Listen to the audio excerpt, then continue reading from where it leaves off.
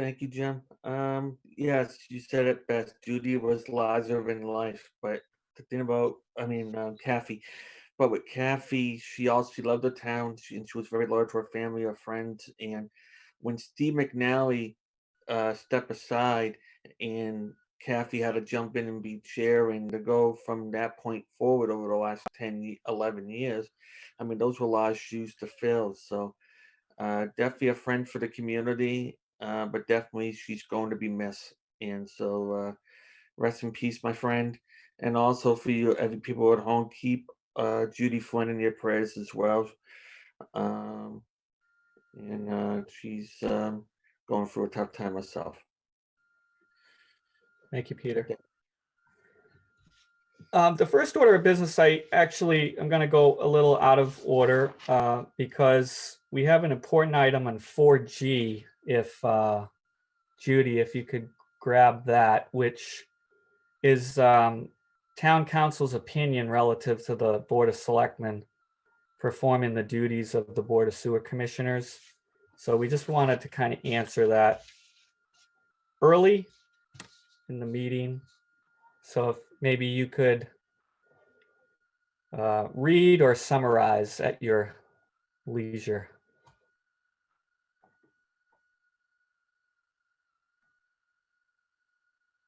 So I have to say that I thought I had it right here and I do not.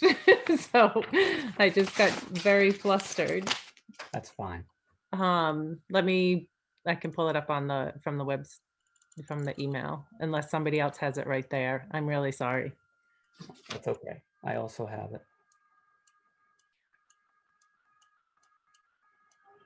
When you go out of order, it happens.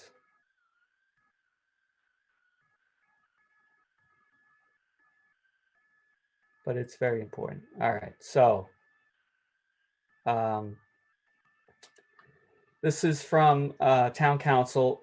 This will respond to, and this was January 4th, 2021.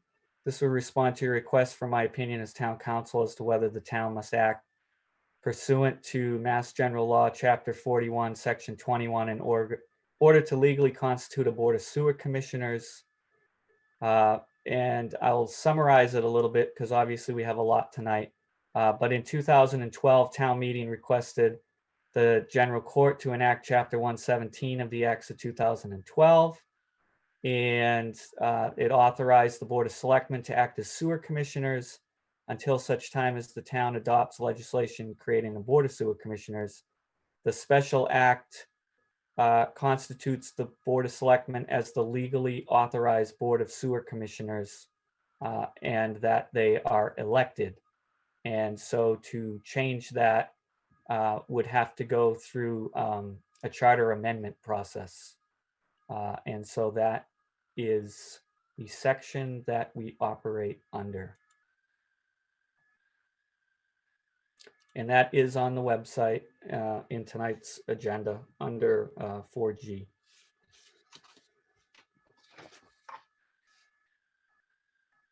So we'll move into, I was going to take correspondence early, but we'll save it for the spot that it's in. And we will go to 2A, which is our consent agenda to approve our open session meeting minutes from December 22nd, 2020. I'd like to make a motion to approve the December 22nd, 2020 minutes of the Board of Sewer Commissioners.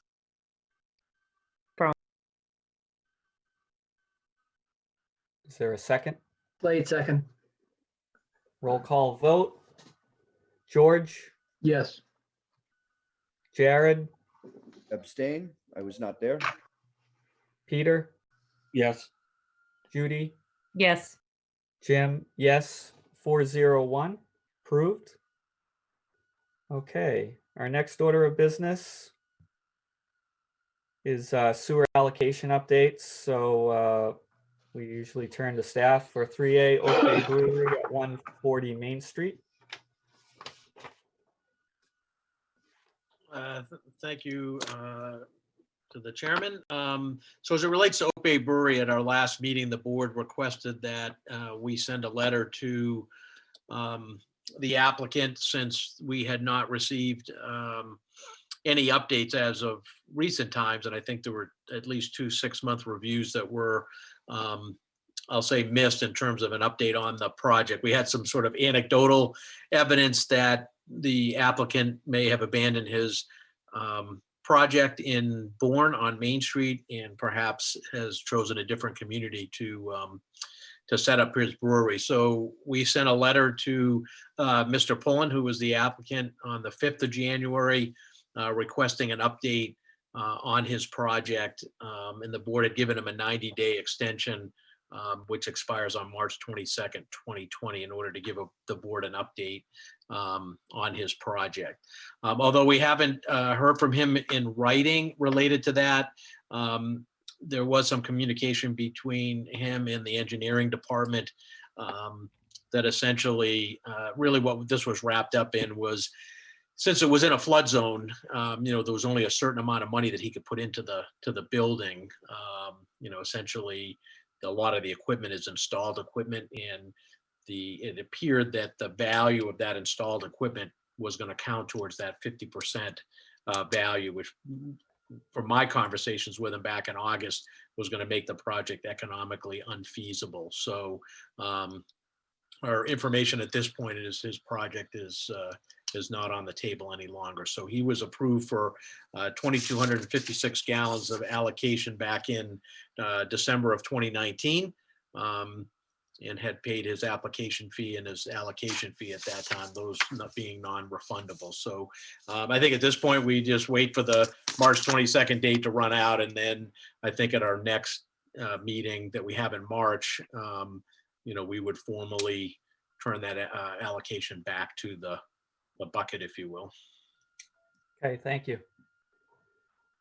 Did any board member have any questions on that?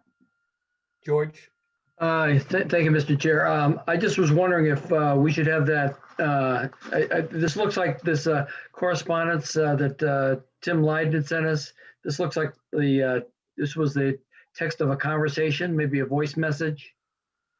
And if it's not, I'm just wondering if we should be sending him a registered letter informing him that as of a certain day, unless he wants to correspond in writing, that we plan to, invoke that revocation on the 22nd of March, you said? Or yeah, I think it's 22nd of March. Yeah, I think if it's properly supported. I guess that's my short question. so. In the letter that I sent him in January, he was already put on notice, should he not respond by March 22nd, that the board will consider revoking his allocation. All right. So, he's been put on notice. That's why I say I think we kind of just let the clock run out till March 22nd. If we don't hear anything, he was on notice, and I think after that date, the board can then take formal action to return the allocation back to the bucket, if that satisfies the commissioners. Like I said, I'm willing to wait. I just want to make sure that there's not going to be any surprise retribution, on his part. I mean, he obviously he's heard. I mean, I feel comfortable with the fact that he's heard, but we're talking. How much was the allocation? It was 2,256. Yeah. All right. Yeah, and that letter was sent registered mail. We sent it several different ways. Oh, all right. I believe Nancy, I will confirm, but I believe she got notification that he did pick up the letter. All right. That's fine. Yep. Thank you. Okay. Anyone else? All right. If I could, Mr. Chair, just so the board is aware, yeah, Mrs. Schiavi is right. We did send them a registered letter. We do have confirmation that it was received. We never got back any feedback from him. Staff also tried to call him directly, tried to send him an email at the email address that we had. Did speak to the owner of the property, who did tell us that he would try to reach out to the applicant also.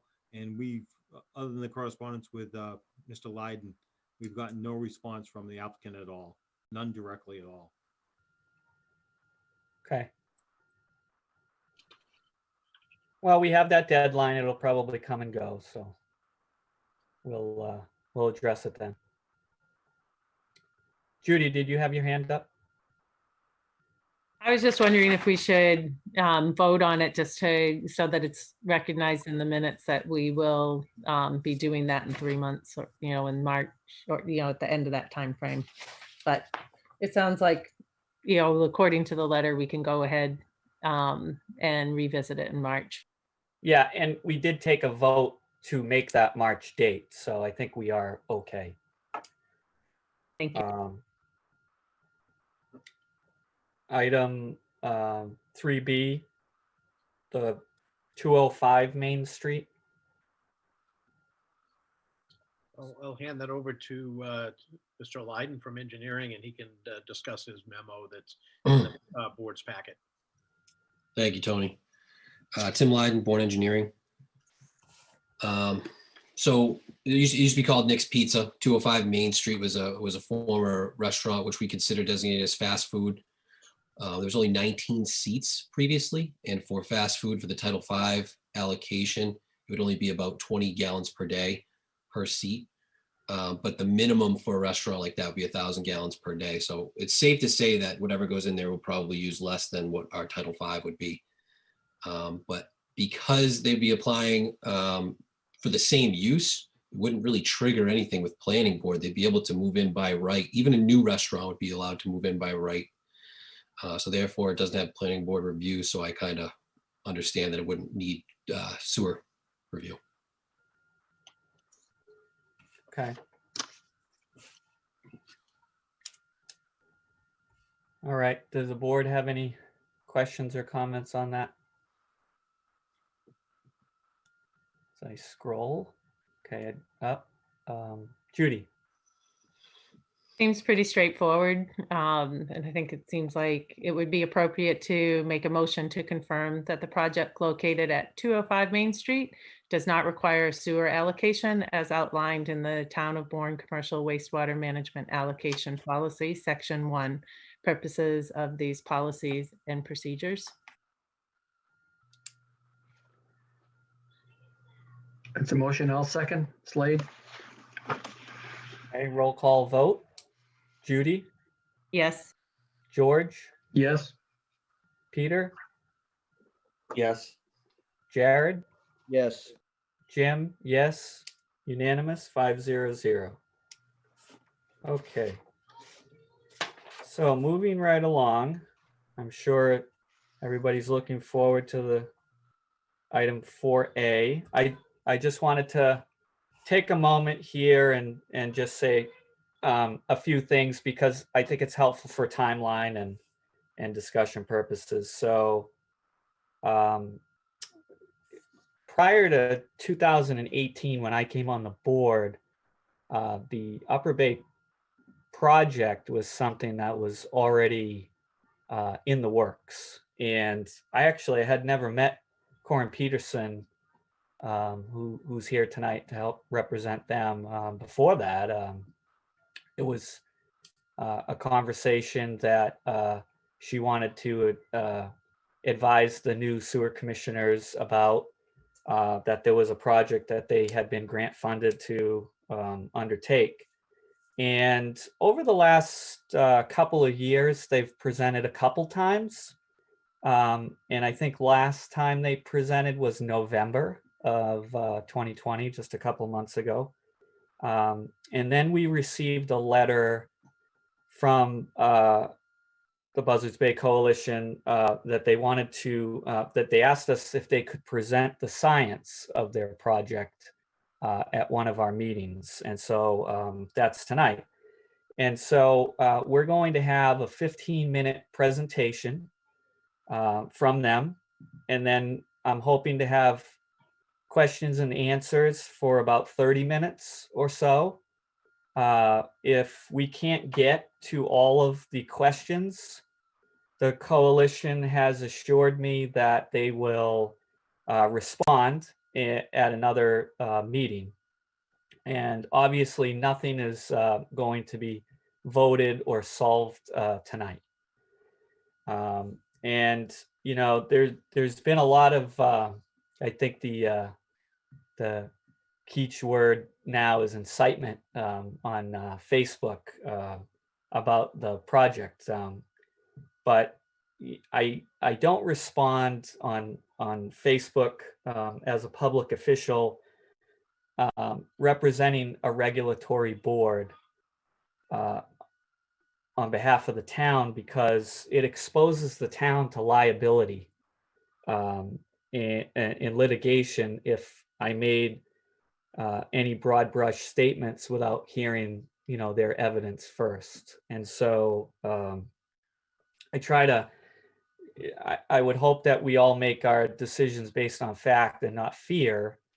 And that being said, I don't have all the answers, but I'm willing to listen, and I'm willing to discuss with them and with you. And I think we need more of that in today's world.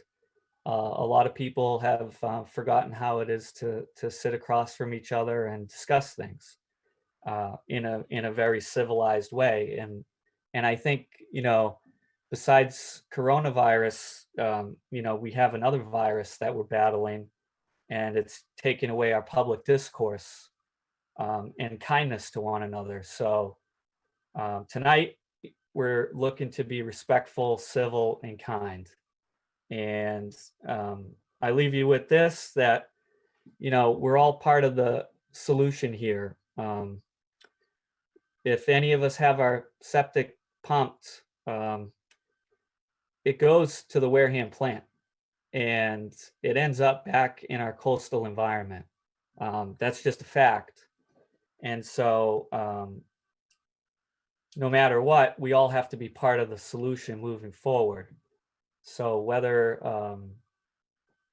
it's a year-long process, or it's a 5-year or 10-year, there will always be solutions that are better for our environment that we have to look into.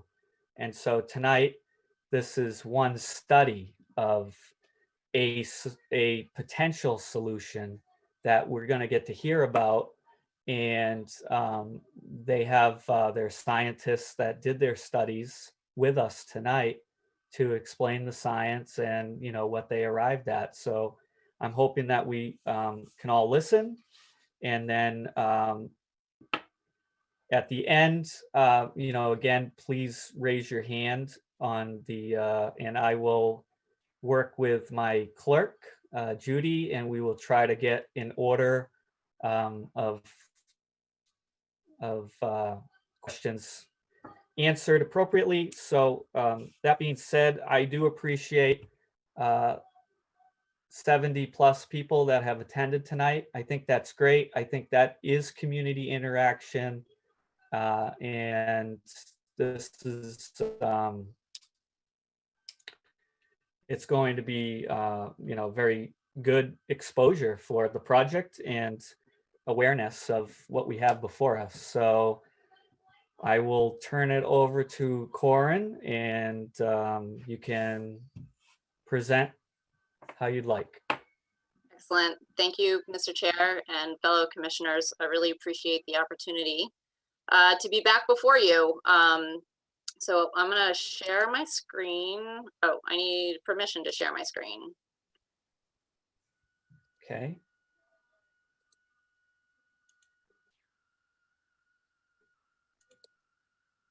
Thank you.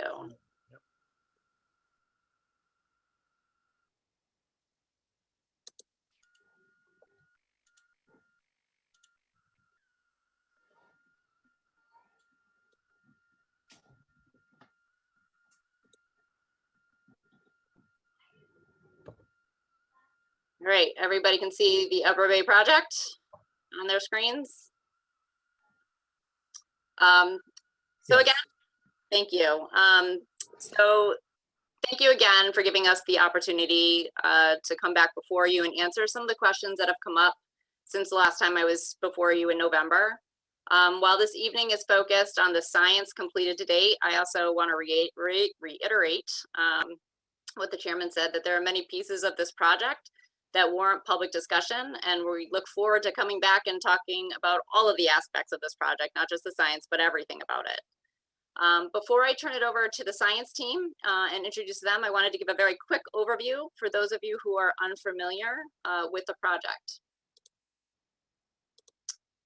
So the coalition's goal in serving as a coordinator for this project is to reduce nitrogen pollution to Bourne's waters. We'll hear from Dr. Jakuba in a minute about how our near coastal embayments like Buttermilk Bay have lost significant eelgrass and shellfish resources due to nitrogen pollution. We want to reduce nitrogen in Buttermilk Bay and bring those resources back.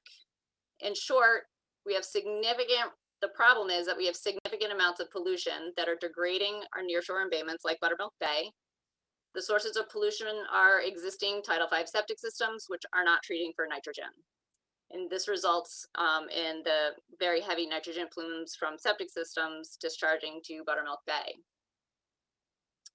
So back in 2016, the towns got together, this was Bourne, Wareham, Plymouth, Maritime Academy, got together with the coalition through a federal EPA grant to assess the feasibility of capitalizing on the excellent treatment that we receive at the Wareham wastewater treatment facility. It out-treats every wastewater treatment facility we have in Buzzards Bay. It's a plant that achieves more than 95% reduction in pollution. And combine that with an existing discharge at Maritime Academy. This is a discharge that avoids impacting sensitive waters. So the result is a significant reduction of nitrogen pollution to Bourne's waters. So this image shows the densely developed homes in Bourne and in South Plymouth that are on septic systems and cesspools, which contribute nitrogen pollution to Buttermilk and Little Buttermilk Bay. Expansion of sewer in these areas will significantly reduce nitrogen pollution, reverse the loss of eelgrass habitat, and restore shellfish resources. So how much are we talking about? So having the ability to expand sewer reduces nitrogen pollution to Buttermilk Bay. This graph, this first bar, shows the current nitrogen load, which is being received in the town of Bourne's waters. So the darker shade here is the existing septic system load to Buttermilk Bay. The lighter shade at the bottom is the permitted nitrogen load from the Maritime Academy. So this is what Bourne has today.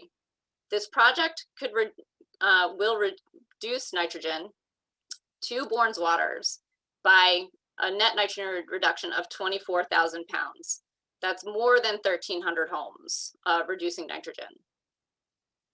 So while there, and I also, it's an overall reduction to Bourne waters. There is a slight increase of the nitrogen load at the existing Maritime Academy discharge site. While there's a small increase of 9,000 pounds there, we achieve a net reduction of 24,000 pounds. We're looking for solutions to solve water quality problems. This is one alternative. We certainly don't want to cause a problem when there currently is none. And so we worked with Jim Churchill, who's with us tonight at the Woods Hole Oceanographic Institution, to develop a hydrodynamic model to assess whether this increased discharge right here will have an impact on water quality in the canal and in Bourne's waters. But before I turn it over to the science panel, I just wanted to make it clear for everybody that this is not new wastewater that we're talking about from new developments. It's not a raw wastewater discharge into the canal. It is taking existing poorly treated wastewater from septic systems and treating it to a very high degree. And this results in significant reductions of nitrogen in the town of Bourne. And so at this point, I am going to turn it over to our science team, which is made up of Dr. Rachel Jakuba. She is the science director at the Buzzards Bay Coalition. She has completed the water quality monitoring for the project. Jim Churchill from the who is an oceanographic emeritus at Woods Hole Oceanographic Institution. He did the hydrodynamic model. And we're also joined by Bill Hubbard, professor of the Marine Science and Safety in the Environmental Protection Department at Massachusetts Maritime Academy. And he did the benthic research at the site. So with that, I will turn it over to Rachel.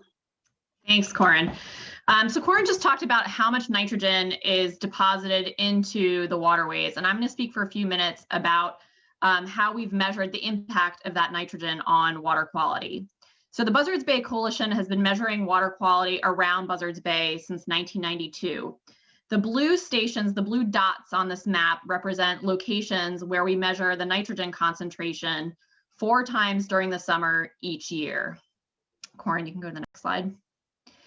So what we see from this monitoring information is that our estuaries are generally overloaded with nitrogen. So the data on this graph shows total nitrogen from Buttermilk and Little Buttermilk Bays. Each blue bar represents a different monitoring station, and the stations are arranged going from left to right, going from our innermost stations towards, as we go to the right, moving towards the mouth of Buttermilk Bay. The black dashed line is to represent 0.35 milligrams per liter total nitrogen. And the reason I have this line on here is because 0.35 milligrams total nitrogen is a target concentration that has been used for a number of embayments around Southeast Massachusetts, including Phineas Harbor and the Megansett-Squatique Harbor system, as a target to restore water quality. And what you can see looking at the nitrogen level in Buttermilk Bay is that in our innermost sections of Buttermilk and Little Buttermilk Bays, we're seeing high concentrations of total nitrogen that are above this threshold. And even if these numbers don't mean anything to you, you will recognize the nitrogen pollution in terms of reduced water clarity, of reduced eelgrass, and reduced shellfish in Buttermilk Bay. Now, if we look at the map, an area that we historically had not done a lot of water quality monitoring was around the mouth of the Cape Cod Canal. Through this project and understanding the potential of this project to change load to the area, with funding from the EPA, we started doing some new monitoring in that area. So the yellow star represents a water quality instrument right at the MMA dock that every 15 minutes is measuring temperature, salinity, dissolved oxygen, pH, and chlorophyll.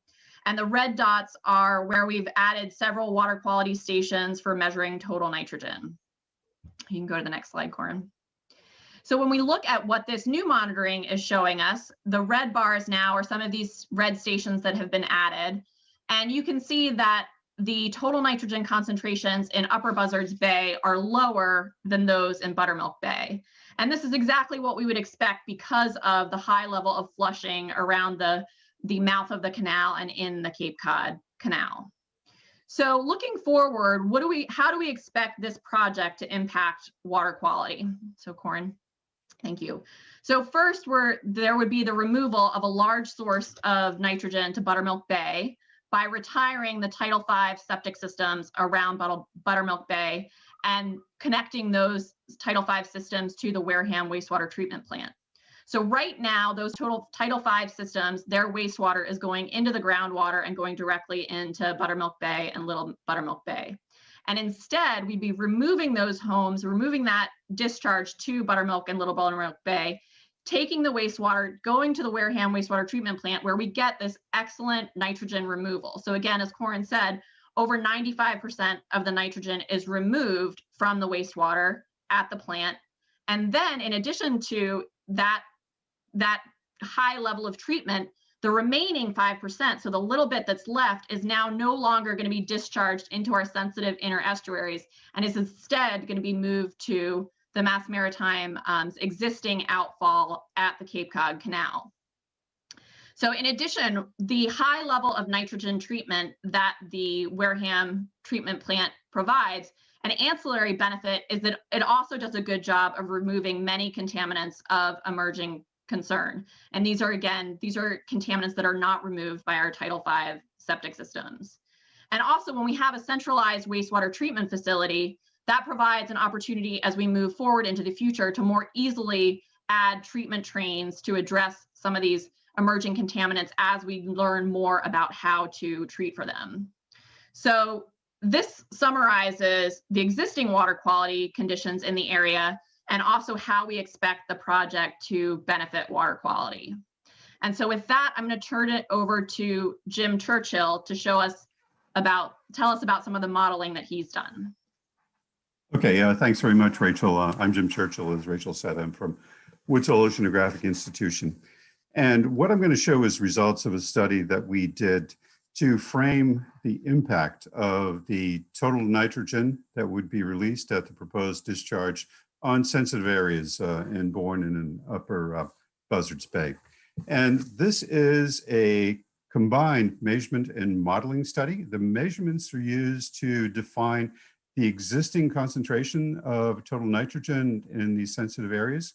And the modeling is used to estimate the extent to which these nitrogen concentrations may be increased due to discharge at the proposed site. So next slide, please.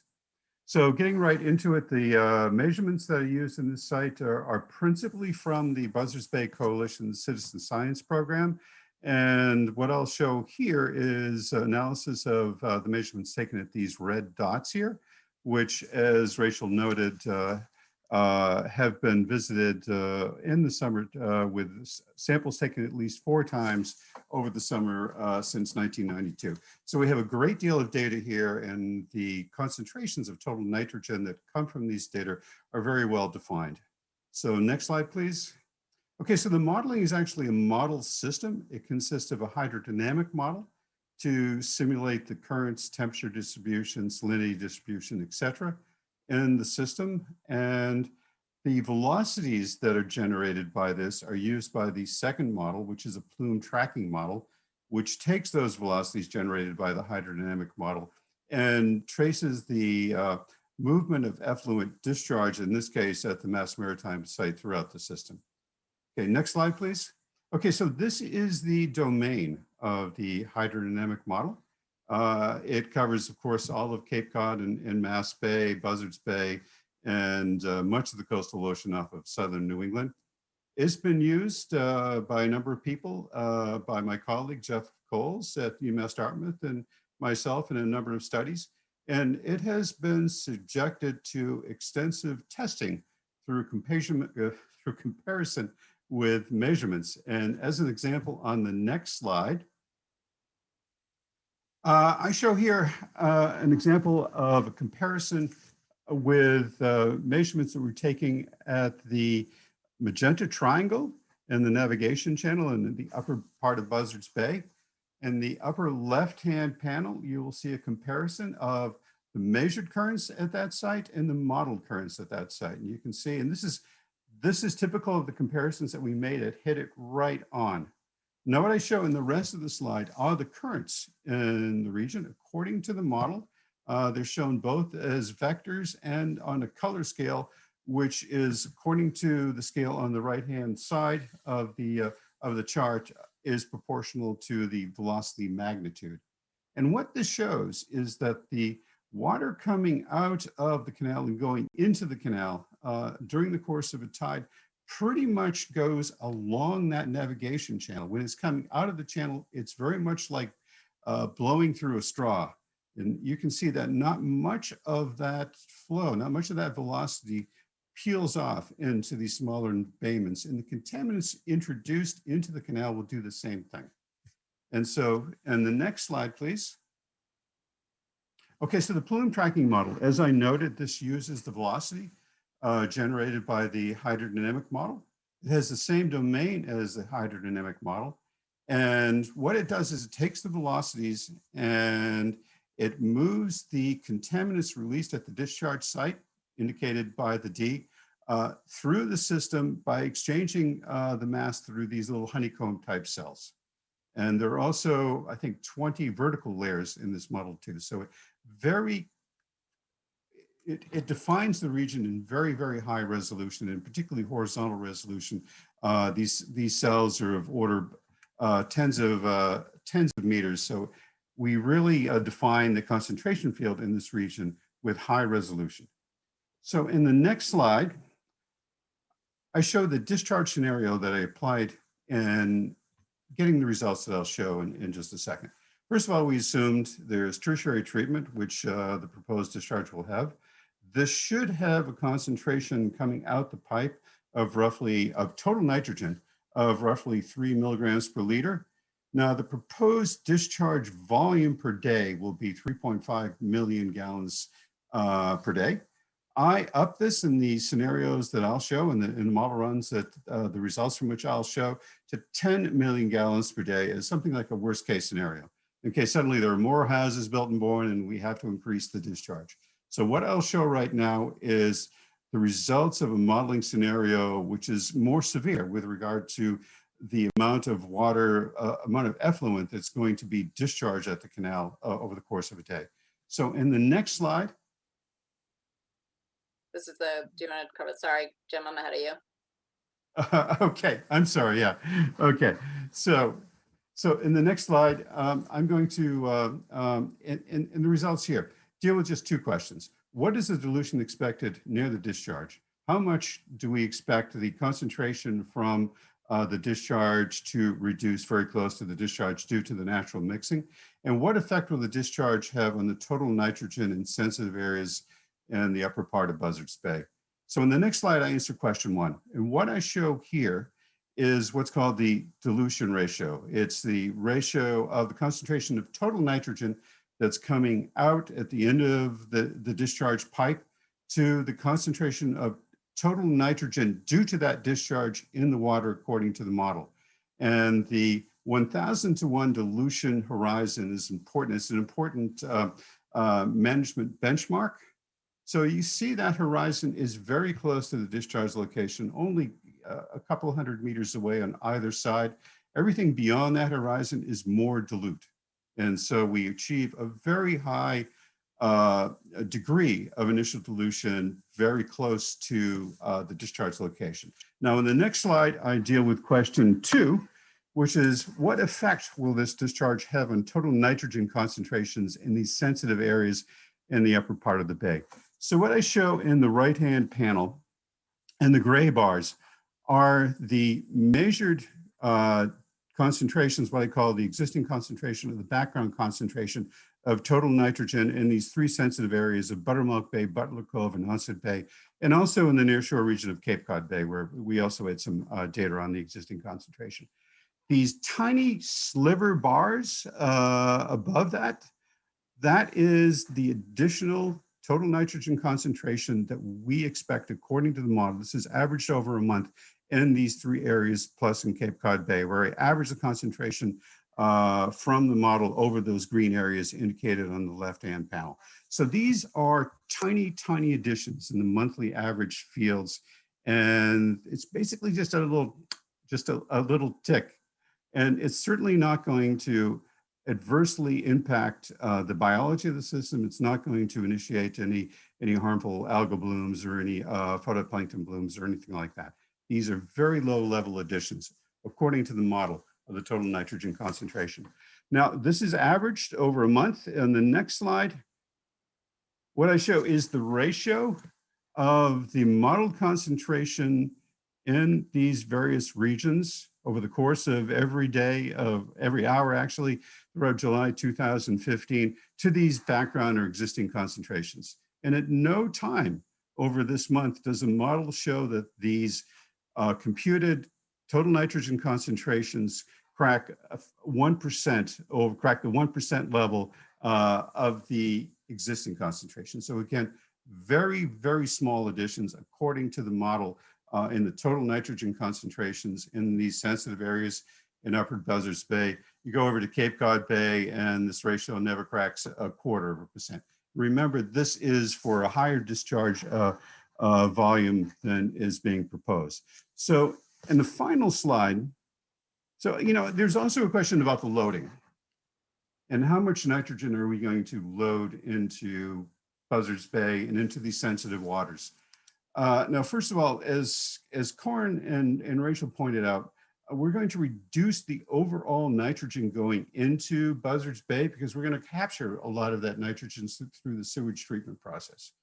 So what's left, what the model shows us is that of that amount that's left, 20 to 25%, roughly a quarter, is going to be shunted or basically delivered to Cape Cod Bay and not returned to Buzzards Bay. So we're losing, of that amount that's left after the treatment, we're losing already a quarter of that. Of that amount that's left that we find in the sensitive area of upper Buzzards Bay, Buttermilk Bay, and so forth, the model shows that in that red polygon, less than 1% of the overall nitrogen load ends up there. And so I'm going to leave it at that. But what the model shows is, I think the effect of the proposed discharge is going to be really, really tiny, both in terms of its contribution to the total nitrogen concentration and to the nitrogen loading. It's a win. From the model's perspective, it's a win-win situation. So that's it. Thank you. Thank you, Jim. And Bill Hubbard, are you still with us? Oh yeah, I was. It's always good to look at that data. So Jim said that you're talking this small percentage. So now the question is, biologically, what does it mean? Bottom line up front, this project funding allowed us to establish 5 really great biological stations. There they are in triangles and squares. These are benthic stations. Benthic organisms live at the sediment water interface. What's great about benthic organisms too is that they don't travel much. So they will cumulatively over time give you the ecological response to any loading or any contamination. I don't think you'll see a response if the numbers are that low, but we have established these baseline stations according to a mass DEP approved QAP, which is a quality assurance project plan. And basically we pick up from the bottom of these stations sediment samples, 1/25th of a square meter graph. So if you have 25 mussels, okay, one mussel, there's 25 per square meter. So the scientific methods are well established for benthic organisms. I mean, if we looked in your backyard, you had bunny rabbits and squirrels. In my backyard, I had Norway rats and cockroaches. Ecologically, you know what's going on. So we want to have that baseline, and we want to just make sure as we look forward, we're able to pick up any changes in the ecology. Next slide, please. I think, really interesting is you have extremely high currents in the canal. We all know that. And, we've all lived with that around the canal. But just a month ago, our our current meter at the canal picked up a 6.1 knot current. Remember that day was blowing at about 30 knots? Well, the tide was right, the moon was right. So it's an incredible current. So these are the 5 stations. And let's look at MMA 7, which is right near the railroad bridge and near the Army Corps offices, and then MMA 6 at the Outfall. They are mussel beds. And I apologize about this is a good picture. When you blow it up, you look at those, that is basically a lot of black mussels and some sponges and tunicates.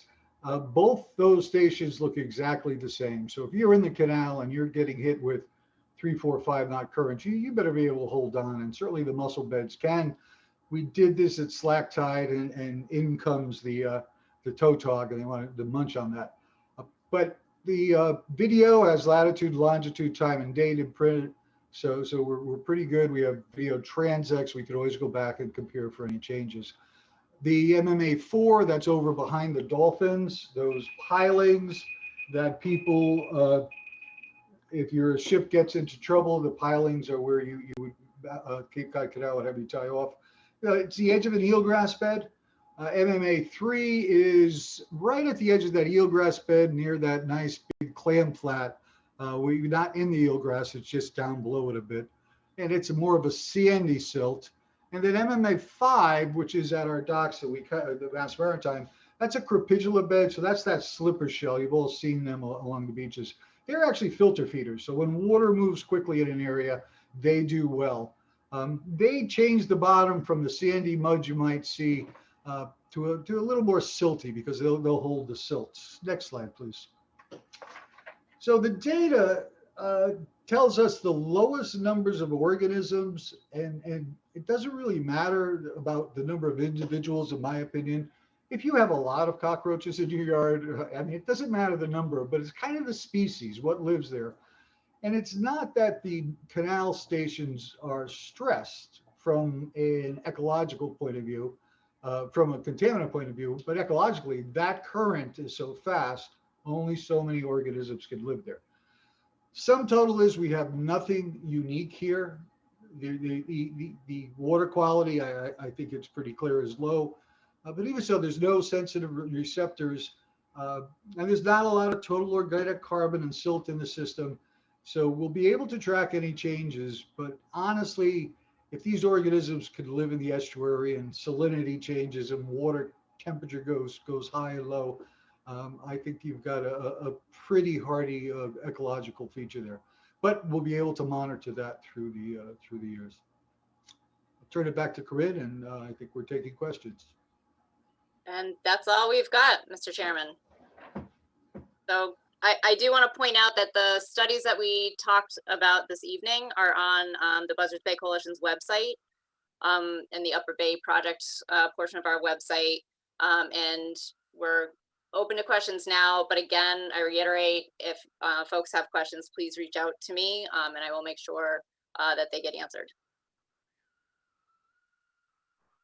Okay.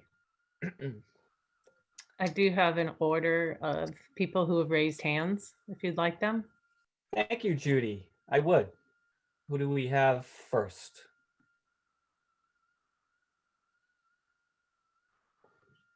You're muted. Sorry, Billy's iPad. All right, then we and have then Carrie Weschebox, and then we Yeah. have, am I unmuted? Yes. Okay. And then we have Paul West. And then we have Michael Karlowitz. And then we have Jerry Cura. Okay. So let's start with Billy's iPad. If you could just introduce yourself for the record. Sure. Sure. My name is Bill Morrissey. I've lived in Gray Gables for over 30 years. I actually have a lot of experience in this type of thing. I was a tunnel worker and worked on the Outfall tunnel up in Boston, where they took the effluent from Boston and brought it 9.5 miles out into Boston Harbor. So they got it far enough away from the people. I live across from Mass Maritime and very concerned with Gray Gables Beach, because we've had a couple of instances this summer where they had things going on in the water where they almost closed the beach. And in the proximity of where you're having Mass Maritime, which in all the studies that you guys proposed, it didn't take into effect that Mass Maritime wants to grow and they want to expand their footprint there. They already have. So bringing more and more students into the area, and that in turn goes back into more and more sewer and more effluent that's going to go into the harbor, that's going to come through Mass Maritime, that comes straight across into Gray Gables. And I hopefully propose that you guys think about putting it down the canal, let it get it to the end of the canal and release it there, versus in these, all these areas where people have their homes and their kids go in the swimming and everything. Mr. Chairman, Okay. can I Yes. just make a couple, thank you for your question. So I just want to clarify, the treatment would not be occurring at Mass Maritime Academy. The treatment would be occurring at a regional wastewater treatment facility in Wareham. And they provide excellent treatment, better than Mass Maritime Academy treatment. So our goal is to get the best treatment possible for the wastewater before it is discharged.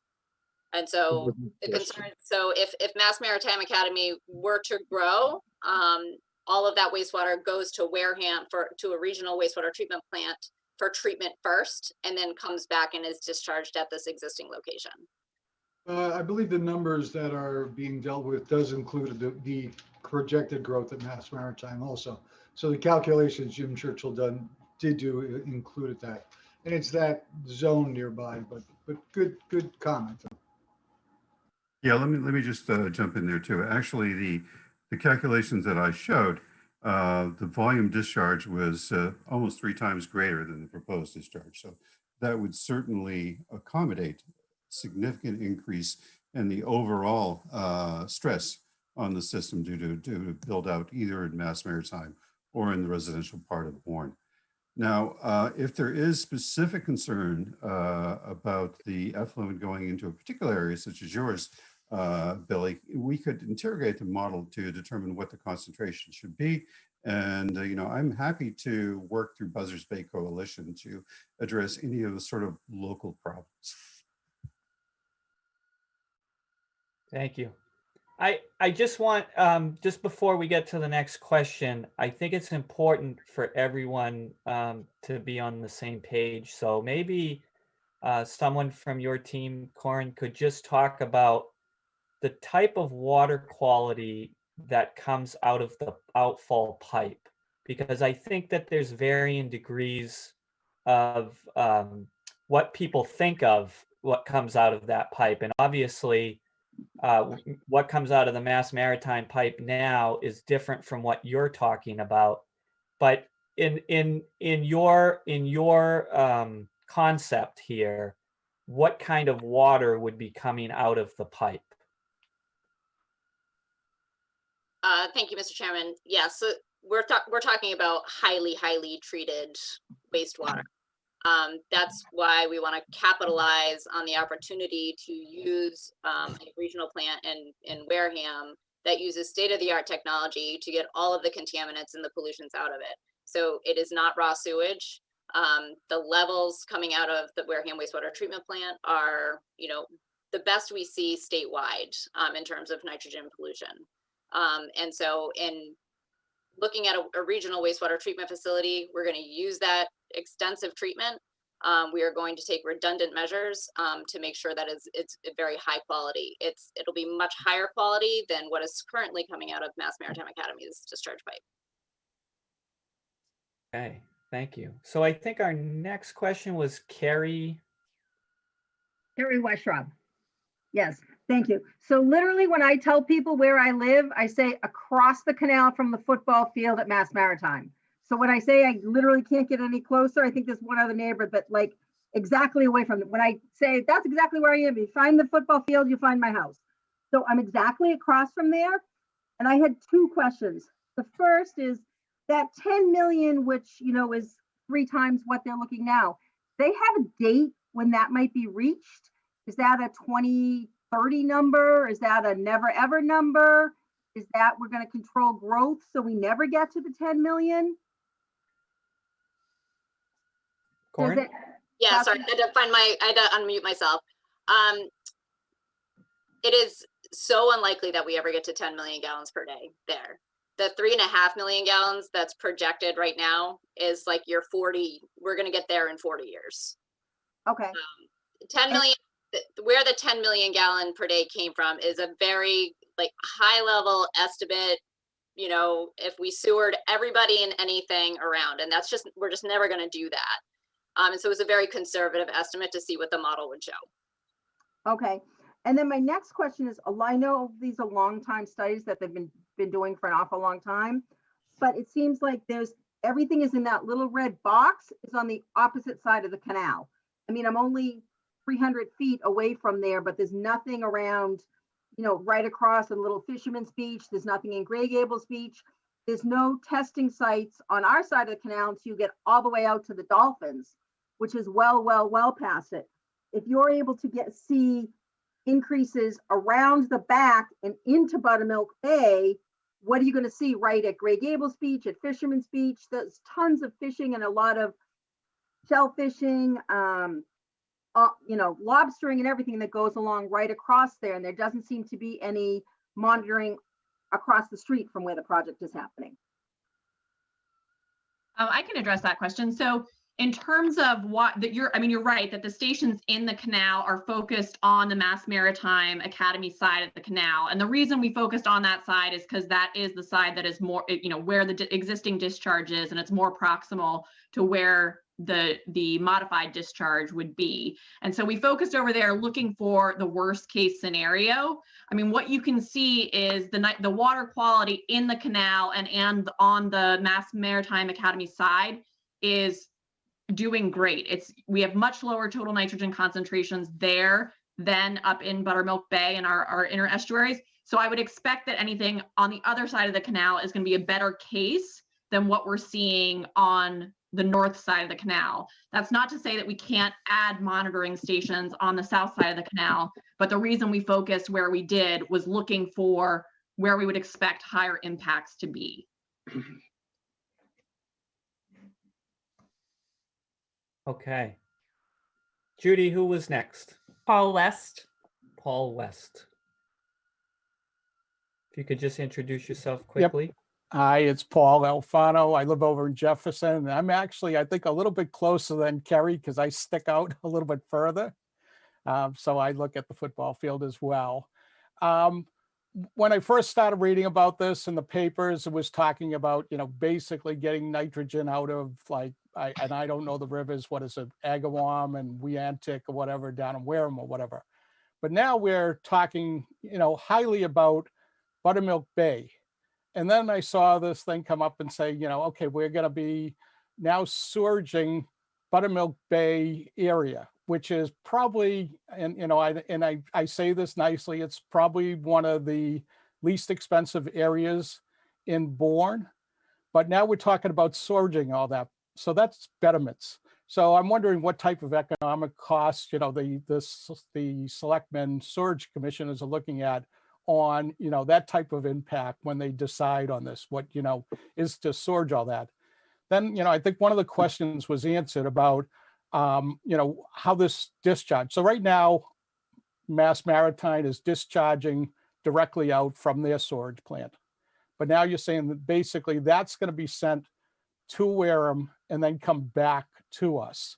But you still see a discharge of the nitrogen. And we're only talking about nitrogen. You're only talking about nitrogen here too. You're not talking about all these other effluents that I think we're talking about that we see actually in the Grey Gables beach. We see different types of storage in the sand, in the water, but mainly on the sand and the beach.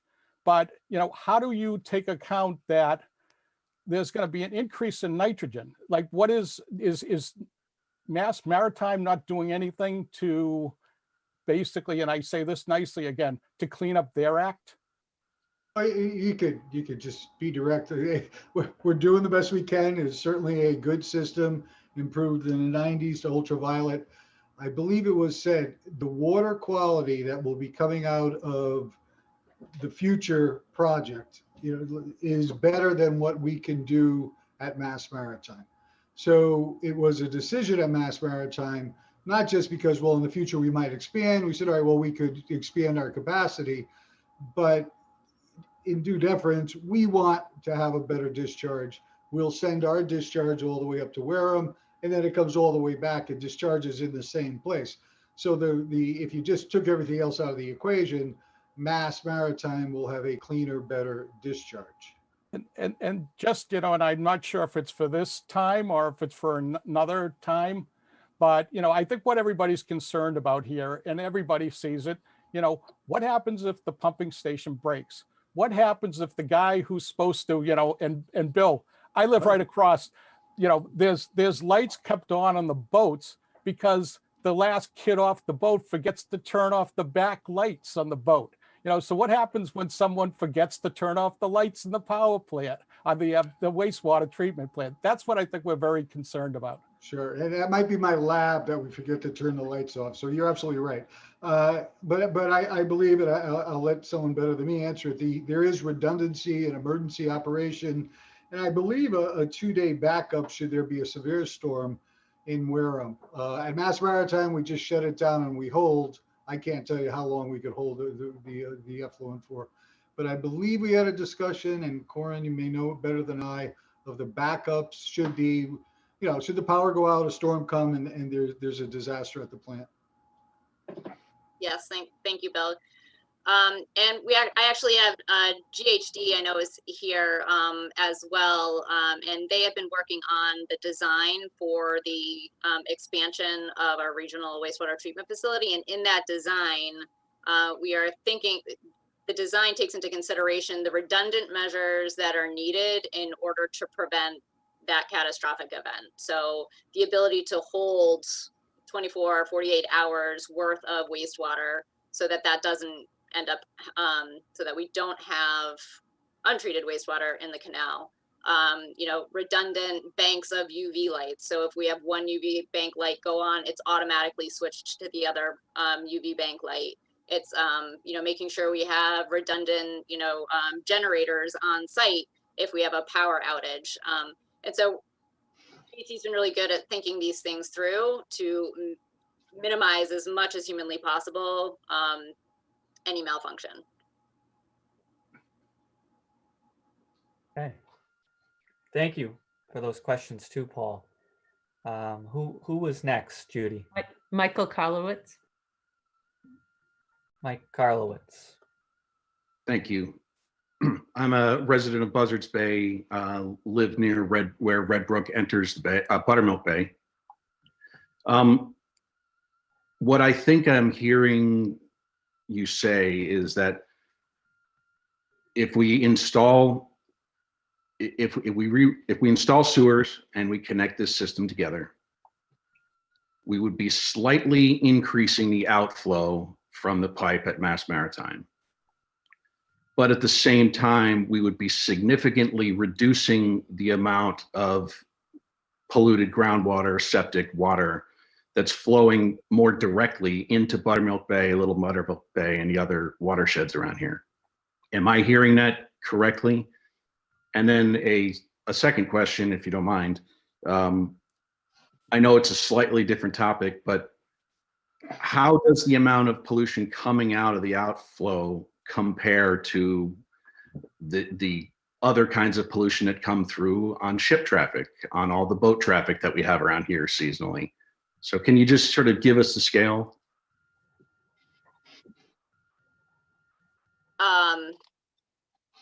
The amount of pollution on ship traffic. So my best answer to that one is that there should be no discharge. There should be no untreated discharges from ships coming through the canal and in Buzzards Bay.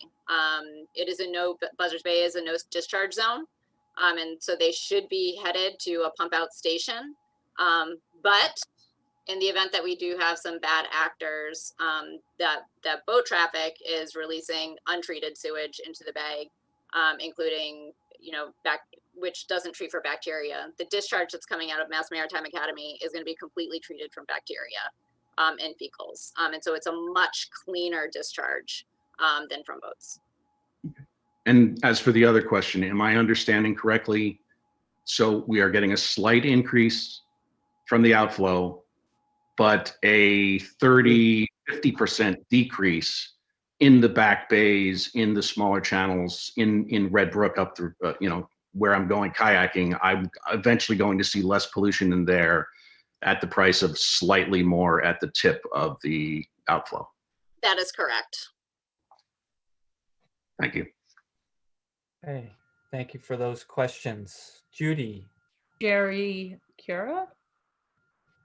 Jerry Cura, if you could introduce yourself. Yeah, I'm Jerry Cura. I live in the Gray Gables neighborhood on President's Road. You showed some slides that gave the incremental increase in nitrogen concentration in areas north of the canal. Can you provide the same kind of information at those 4 or 5 stations in the canal? You had 4 or 5, I guess, fairly newer monitoring stations. Can you provide information on what the incremental increase would be at those stations?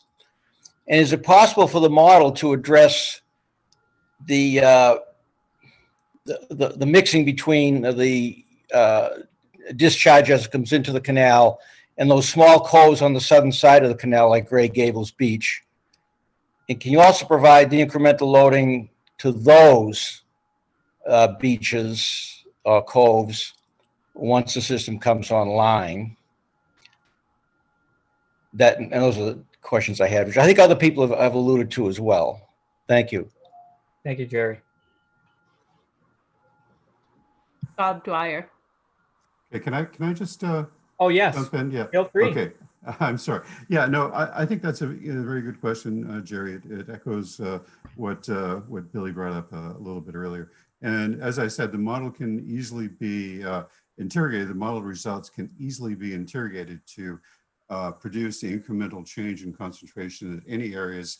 And again, I'm happy to work with the Buzzards Bay Coalition and addressing some of these very localized concerns. I really think, Mr. Churchill or Dr. Churchill, I think that would be a valuable piece of information because just looking at the project geographically, the most proximate receptor is Gray Gables Beach, and the beach is on the south side of the canal. I'm not sure why the group thinks that most of the impacts would be on the north side of the canal. I'm sure you have your reasons for that. But your initial graphic showing the flow through the canal, I mean, there is some water getting into, there's some exchange with the cove at Gray Gables Beach in the canal proper. And I think that should be addressed. It may be minimal, but it would certainly be, I mean, it is the closest receptor. Thank you. Yeah, and again, I'm happy to do that. It doesn't take me a lot of time to interrogate the model for any particular location. Yeah, we'll make sure that we do that. Thank you. Okay, Bob Dwyer. Evening. Thank you, Mr. Chairman and members of the Sewer Commission. I'm Bob Dwyer from Pecasset. I'm relatively new to this, but I want to thank first the Commission and certainly the Buzzards Bay Coalition team for getting started on this and doing the first initial steps and looking at this alternative. My one concerns right now about this, although it's an excellent hydrodynamic study and some of the localized biological, benthic, et cetera effects or baseline conditions have been assessed, my real concern is that whatever decision is made here, this is going to be a decision for, at least for everybody sitting on this call, it's forever. This is going to be a solution that's going to be in place for the next 100 years. And any decisions that are made about it are going to have to be, any changes that are made are going to have to be kind of fiddling at the margins, changing the treatment at the plant, perhaps changing maybe the assessments of resources, et cetera. My real concern is that the hydrodynamic model is great as far as it goes. It does a great job at doing a very good description of initial dilution and particle tracking of total nitrogen, but it treats total nitrogen as if it's inert, as if it's a conservative substance that eventually just flushes out to sea. The difficulty is that once you get a few days away from that outfall, biology takes over.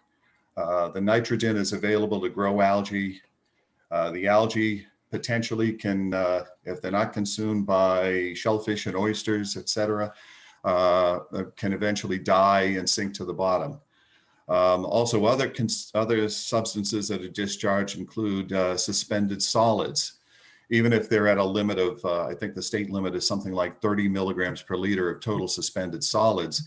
If you look closely at that, that very nice simulation that Jim Churchill showed of the change in the currents along the main stem of the canal are very rapid. But once you get off into some of these side bays, you start to see the currents slow way down. And for those of us who are on those waters every day, we notice that those side areas are the areas of deposition of sediments. Well, that's the areas that suspended solids are going to be deposited. And, you know, certainly over a short period of time, that would be absolutely insignificant. Over a long period of time, when you get out to days, years, et cetera, any deposition that happens there, those effects are going to be cumulative. They're going to build up over time. The same also happens with some of these strange chemicals. The particular whipping boy right now is fluorinated substances that are under investigation by the EPA STEEP program all around, basically all around Barnstable County. But substances like that or something else, dichlorodimethyl chicken wire, or somebody comes up with a new substance that ends up in some consumer product and goes through the plant. Those will come out into the effluent, and many of those are extremely bioactive. They preferentially partition onto biological tissues. And the kinds of receptors that they're going to accumulate on include like the clam flats at the end of Taylor's Point, or the oyster grants that are now commercially growing oysters right behind those dolphins, right across the water. And what I think is needed beyond the study that's been done is some kind of an assessment of exactly how much the total algal growth over time is going to be. There are many examples of this having been done in other places in the so-called TMDLs, loading studies that have been done in all the sub-estuaries. That needs to be done for the main stem of the bay. And again, I said this is one effluent into a cumulative discharge. I know there's discussions about potentially taking the wastewater from not only Bourne, but other towns on the south side of the canal, treating them at the plant that's at the base, expanding that, getting it to this enhanced nutrient removal level that the Wareham plant has. But that stuff the remainder has to go someplace. Is it going to be an outfall that goes into the canal? Is it going to be a land application that eventually comes down in groundwater and seeps into the canal? What I'm asking is that the commission, maybe the coalition, probably the state with some help from EPA, take a much broader and much longer term look at the scope of these potential discharges. If it turns out that the lowest impact effluent is in fact the treated outfall going to the present outfall at the academy, then so be it. The difficulty is I just don't want the town, especially as the kind of the receptor, because this all goes into town waters first, to then be the whipping boy from somebody like the Silent Spring Coalition, who then finds PFAS in the shellfish tissues of the oysters on the other side of the dolphins, and raise an alarm that potentially there's a risk to kids and to pregnant women, et cetera. I think we ought to look at that beforehand and be proactive, as opposed to having to do cleanup in 10 years later on when a problem shows up. And I'll shut up at that point. Thanks for those questions. Oh, sorry. Can I go ahead, Jim? Or yes, go ahead. Thank you. So I just want to reiterate that we're looking here at reducing the overall nitrogen load into Buzzards Bay. And so when Jim Churchill showed those graphs that showed, these gray bars of the existing nitrogen concentrations in our estuaries around Upper Buzzards Bay, and there was a tiny red line at the top that was the increase in nitrogen. So it was less than 1% change in the nitrogen concentration.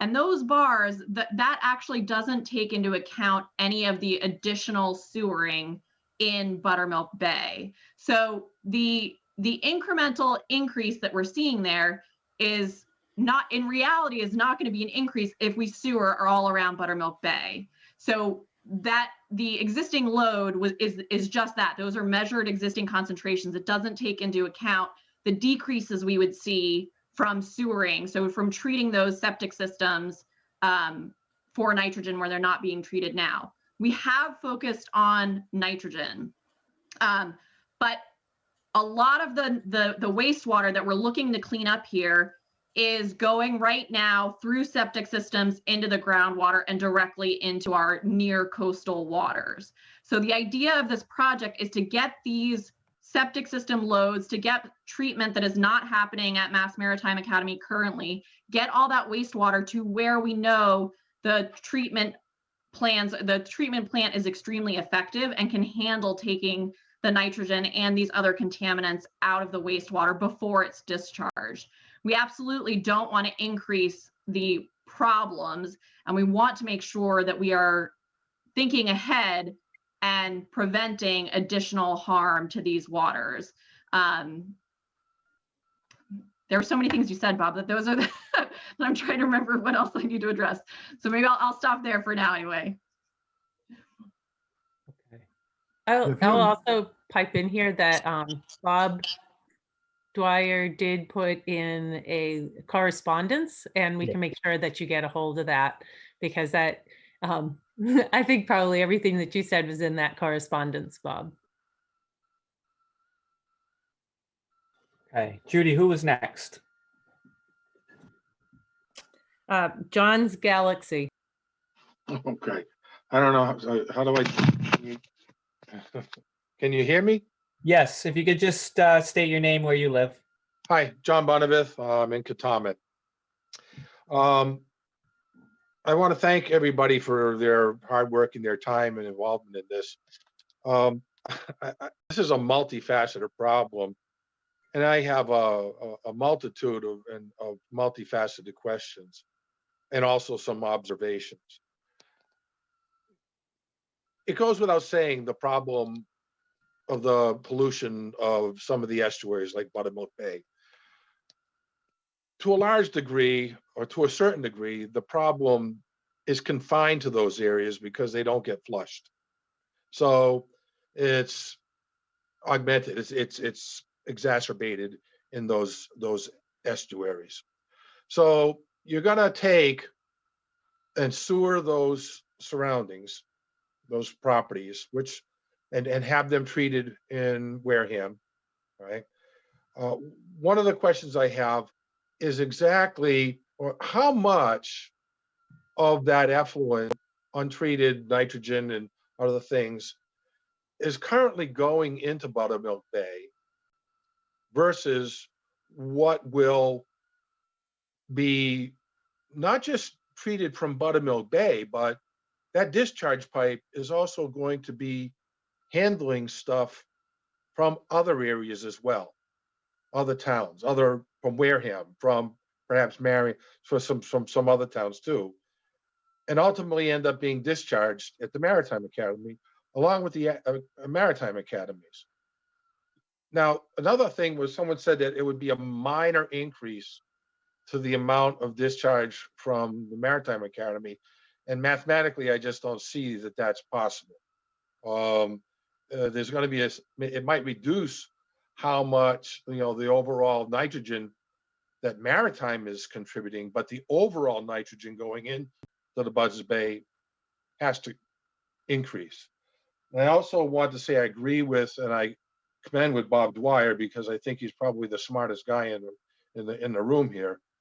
But all this effluent coming out of the Maritime Academy from that outfall pipe is going to continue right down Buzzards Bay. And the current hydrodynamic modeling, that pretty much stopped at Mashney Island, at Hog Island, Mashney Island. It didn't continue on to the remainder of Buzzards Bay. And because what happens is not so much from the outgoing tide, but that same water to a large degree is going to come right back in to Buzzards Bay. And while you can say it's 95% clean water on the discharge, I think we're ignoring the law of large numbers. Even if it's only, as you say, 3.5 million gallons per day of 95% clean water, that's still 175,000 gallons of water per day of polluted effluent going into the bay, as far up as possible into the bay. Meaning that 175,000 gallons a day, and that's at 3.5 million gallons, is going to end up further down the bay. And if we pollute further down the bay, that doesn't bode well for places like, Buttermilk Bay. They might have great shellfish, but they're not going to have any fish because they come from, fish know how to swim. So to me, we're kind of just we're robbing from Peter to pay Paul. We might clean up Buttermilk Bay, but to the detriment of the rest of the bay, which ultimately is going to end up hurting Buttermilk Bay and those other nearby estuaries. The problem, as I see it, is that we're discharging it as far up into the bay as possible. We can't get any further up in the bay unless you put it further up into the canal. Hell, we might as well have it so that it goes out the other side when the current changes. This is a nonsensical situation to me, where this outfall pipe, if it's coming right now into the Agawam River, extend that pipe further out past the Buzzards Bay entrance tower, where this treated effluent has far less of a chance to come back into Buzzards Bay. But putting it out at the Maritime Macquarie absolutely makes no sense whatsoever. So my questions is why do we have to put it at the Maritime Academy? What is the overall reduction and what is the consequences to the rest of Buzzards Bay? Thank you. Thank you, John. Corin?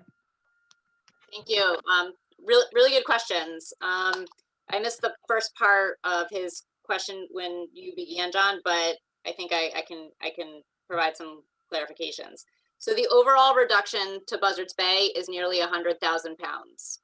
So we're taking wastewater from wastewater treatment facilities and septic systems, and we were treating them to the state-of-the-art, best available technology that we can. And when I say we're reducing pollution by more than 95%, that doesn't mean that remaining 5% is raw sewage. That's not what I mean.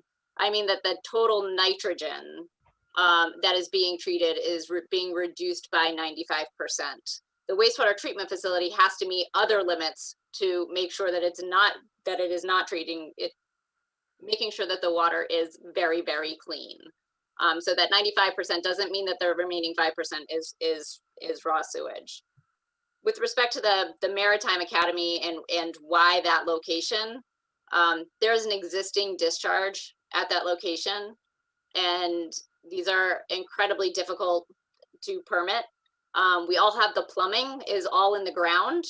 Bourne is currently sending its wastewater over to Wareham.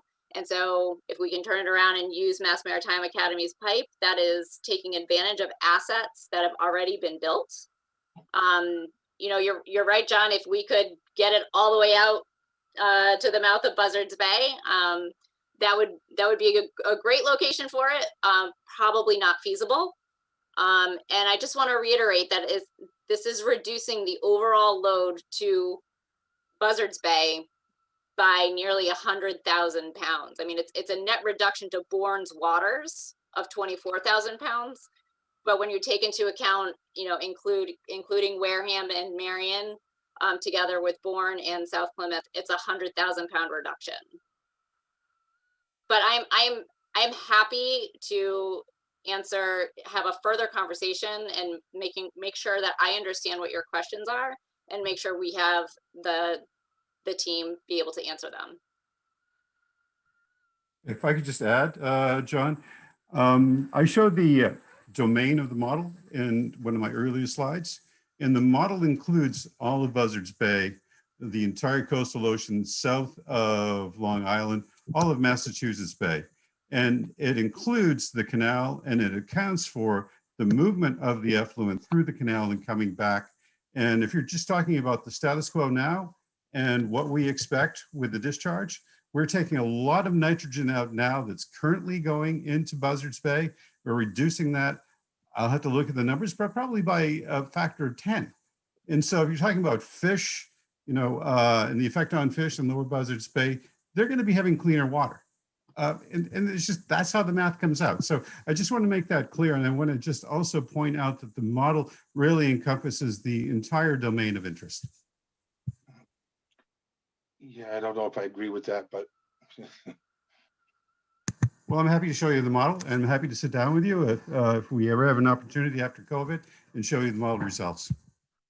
John, if you would like, feel free to put together your further questions, and you could email me and I can pass them along to the coalition and they can look at them further, and maybe we can return to those questions, you know, whatever next time there's a presentation in the future, or at least you could get the answers back.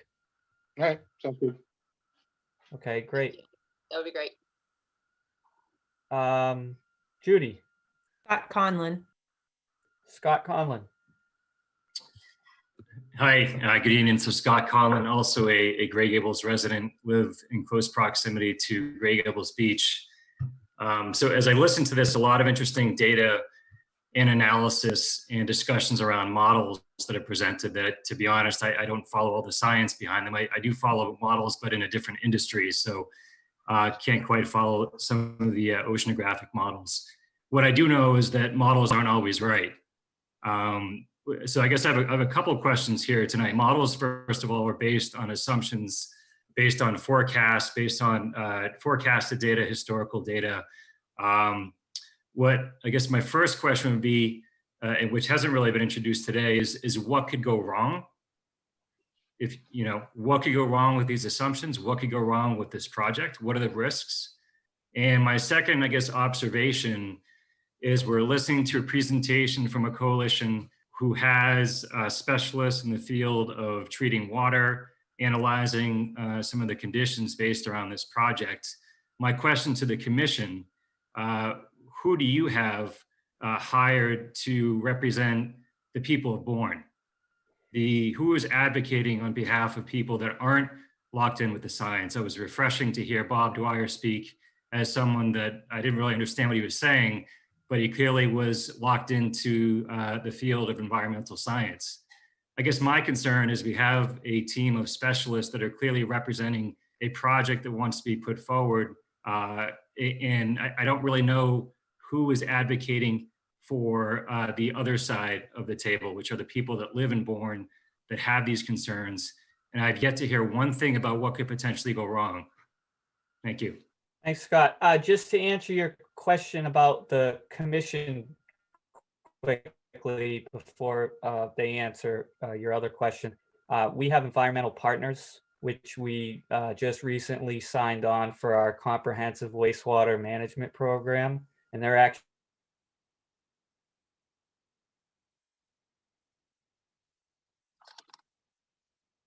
the Zoom tonight watching with us. So I think you cut out. I couldn't hear that last part, Jim. Can you say that one more time? Oh, sorry. So we've hired environmental partners, and they're working on the comprehensive wastewater management plan for our town, and they're on the Zoom with us tonight on behalf of the town. And then I'll turn it over to Corin to answer your other question. So it's a good question. So what could go wrong? I can tell you that in assessing, and evaluating what type of treatment and how we're going to expand a regional plant, we're doing everything possible to include redundant measures to prevent anything that would go wrong. So say there's a power outage at the wastewater treatment facility, we need to make sure that there's backup power. What if the bulbs and the UV banks go out? Making sure that we have an automated switch over to backup UV banks. But I know, so Mark Drainville is online. He is an engineer from GHD who's been working on the design of the wastewater treatment facility to ensure that we're using redundant measures to minimize the act of God going wrong. Mark, are you available? Yes. Yeah, sorry, I was having trouble getting off mute. So, you know what, an outright failure at a wastewater treatment facility is extremely uncommon, and there are guidelines that all of these facilities need to follow to have backup capabilities. There's redundant equipment, as Corinne mentioned, redundant electrical power. There's redundancy that's built in every place that really that the state mandates, and all facilities follow these guidelines. But what could go wrong is my question, though. Corinne, this is Russ. I could probably add a few things to that. Sure, Russ is also from GHD. Yeah, Mr. Conlon, my name is Russ Kleekamp, an engineer with GHD. Let me turn my video on here so you could see me. So, yeah, and I understand that the question is what could go wrong. So if you look at treatment plants and past occurrences where there's been a catastrophic issue. For example, there was an occurrence years ago. I think it was somewhere around the Lowell area. A treatment plant got overwhelmed, and some of the media discs, were washing up in Canada, Provincetown, something like this. One of the things that can go wrong is you get these huge storms that come in and overwhelm the system. So obviously when you engineer or design something, you can only design it for a certain size. If you get too big or design too much redundancy, the cost is too much. Currently now, one of the options we're evaluating if we get one of these large storms is Wareham discharges to the Agawam River, as we've been talking about. In a catastrophic event such as that measure, we'd keep that existing outfall to the Agawam River. Again, it would be very infrequent that would happen, but in a worst case scenario, if you get 6, 7, 8, 10 inches of rain, something like that, every wastewater treatment plant would probably be overwhelmed. But in an event like that, in order to prevent either a surge of flow or a catastrophic mess, we have that existing outfall. So we do look at redundancies. That's probably the biggest thing with treatment plants when you say what can go wrong. They're designed so thoroughly with backup power, backup generation, power outages, things like that happen regularly. So that's really not something that could go wrong with the treatment plant. They operate 24/7. Could there be an occurrence when the power goes out and the generator doesn't start? It could, but it's extremely unlikely. So we are considering redundancies in the event of high weather, wet weather events. And actually, the treatment plant's doing a project now where they're putting in 2 additional equalization basins to up their storage capacity to 4 million gallons. Right now, they get about 1 million gallons a day of flow. So under current conditions, we have almost 4 days of backup storage. Under the future conditions, we'll have a little more than a day at that 3.5 million gallon scenario. That's all. Okay. Thank you. Judy. Susan Barlow. Susan Barlow.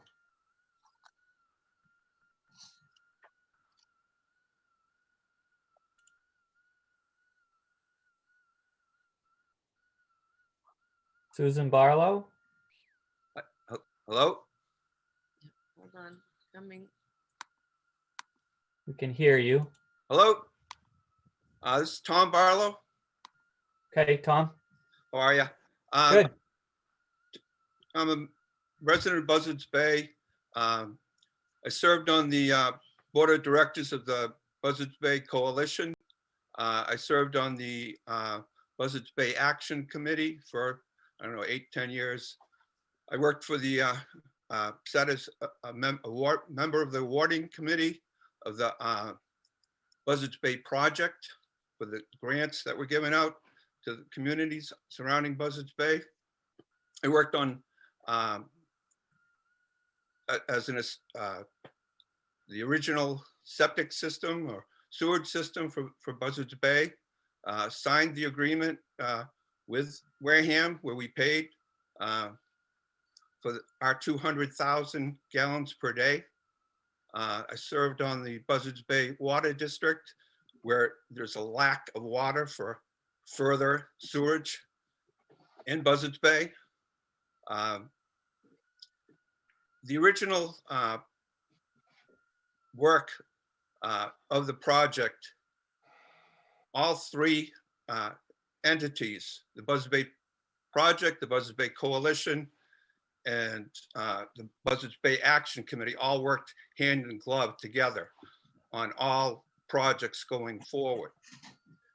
It's included Fort Rodman, Acushnet River, upgrades to the New Bedford area.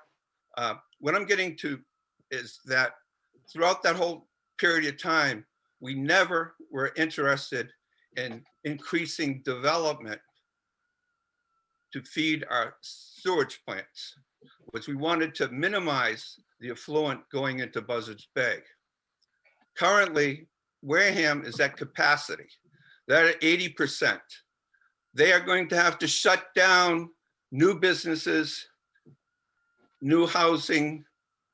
They have no capacity to take any more sewage. It'll take at least 4 years for getting permits, getting this line to come in. The only reason, as stated before, was that the Maritime Academy has a permit to discharge. And that permit is for between, say, 40 and 100,000 per day. They're talking about 3.5 million gallons per day. A tremendous difference. And currently there is a discharge coming from the base that we have no control over, that out of courtesy, the base let us know when they had to take their discharge from their plant and run 7 miles across their land and discharge it into the bay. So that you've already got a canal discharge that may be a regional wastewater facility that will change the modeling completely. Earlier said the modeling can be taken from dye testing. And which dye testing has been done at the plant, shows exactly where the plume goes from the plant, hits Gray Gables, hits the Maritime Academy, hits the flats out there, goes up to Buttermilk Bay. This has been done before. This is going to be, as said, a tremendous impact on Buzzards Bay water quality. It's something that will last for 100 years. I know it's more difficult to pursue the outfall permission from the EPA to discharge out into the bay from the Agawam River, but it's the best solution. Impacting this area up in Buzzards Bay is horrendous. It's horrible.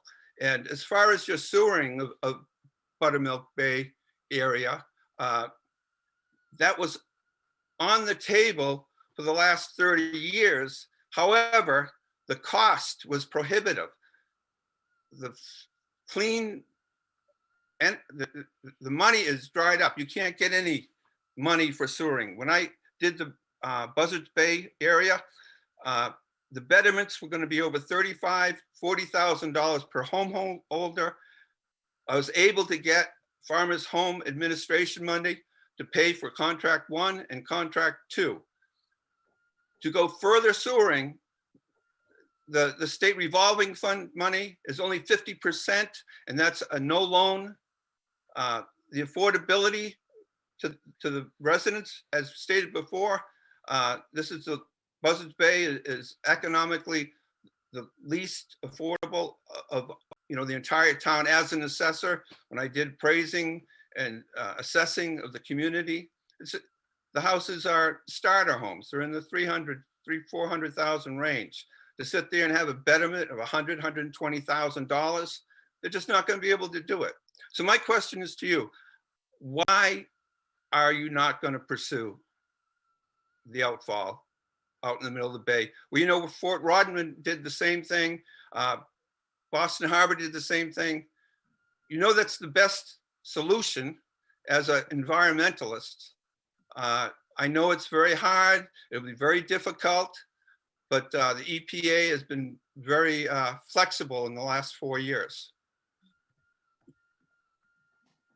To Karen Peterson. Thank you, Mr. Barlow, for your comments. I just want to clarify.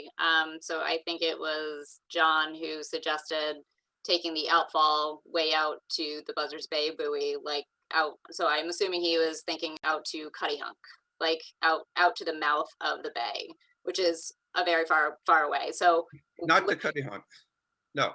So you're talking about out into central Buzzards Bay. Similar to what's done with Fort Rodman, putting the outfall pipe out into the bay. Mm-hmm. So I want to start by saying that this project, because of communities, the potential for communities to work together in a regional way, there's a lot of economies of scale that communities can avail themselves of. And so hopefully we make it a more affordable project. I hear you. There's, back in the 60s and 70s when we were building wastewater treatment facilities, the federal government was giving away money to build them. We no longer have that as an avenue.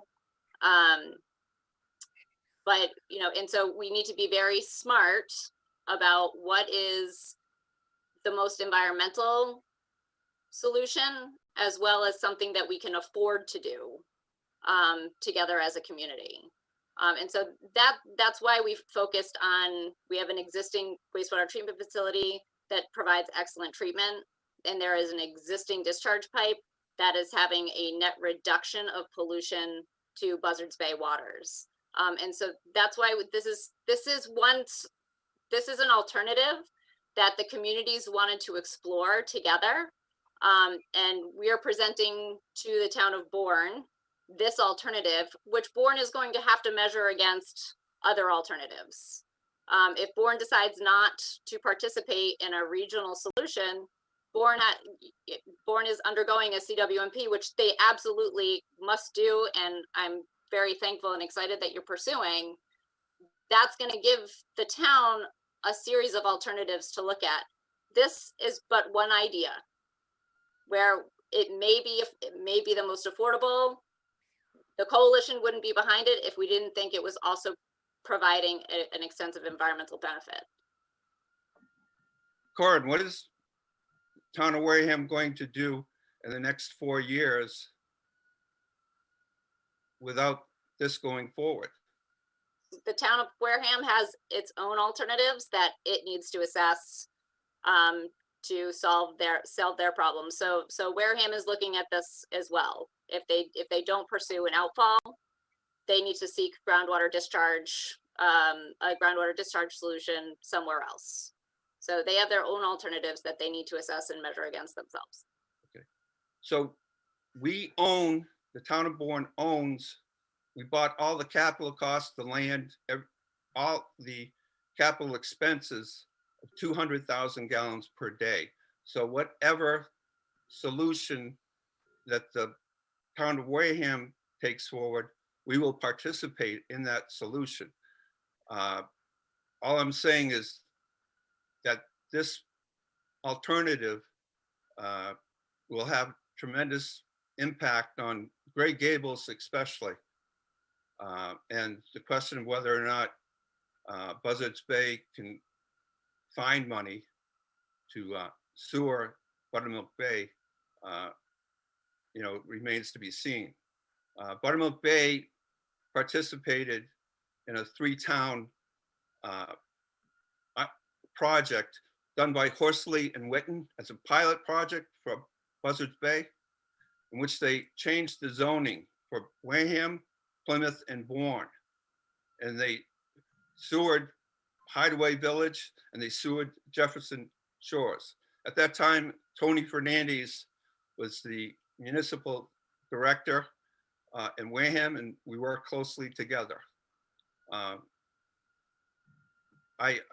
appreciate all that the Board of Selectmen are doing, and I think the job of the coalition has been fantastic. I think looking at these alternatives, being the advocates for the Buzzards Bay, you've done an outstanding job. Thank you, Mr. Barlow. Judy. MJ Mastrangelo. Mary Jane Mastrangelo.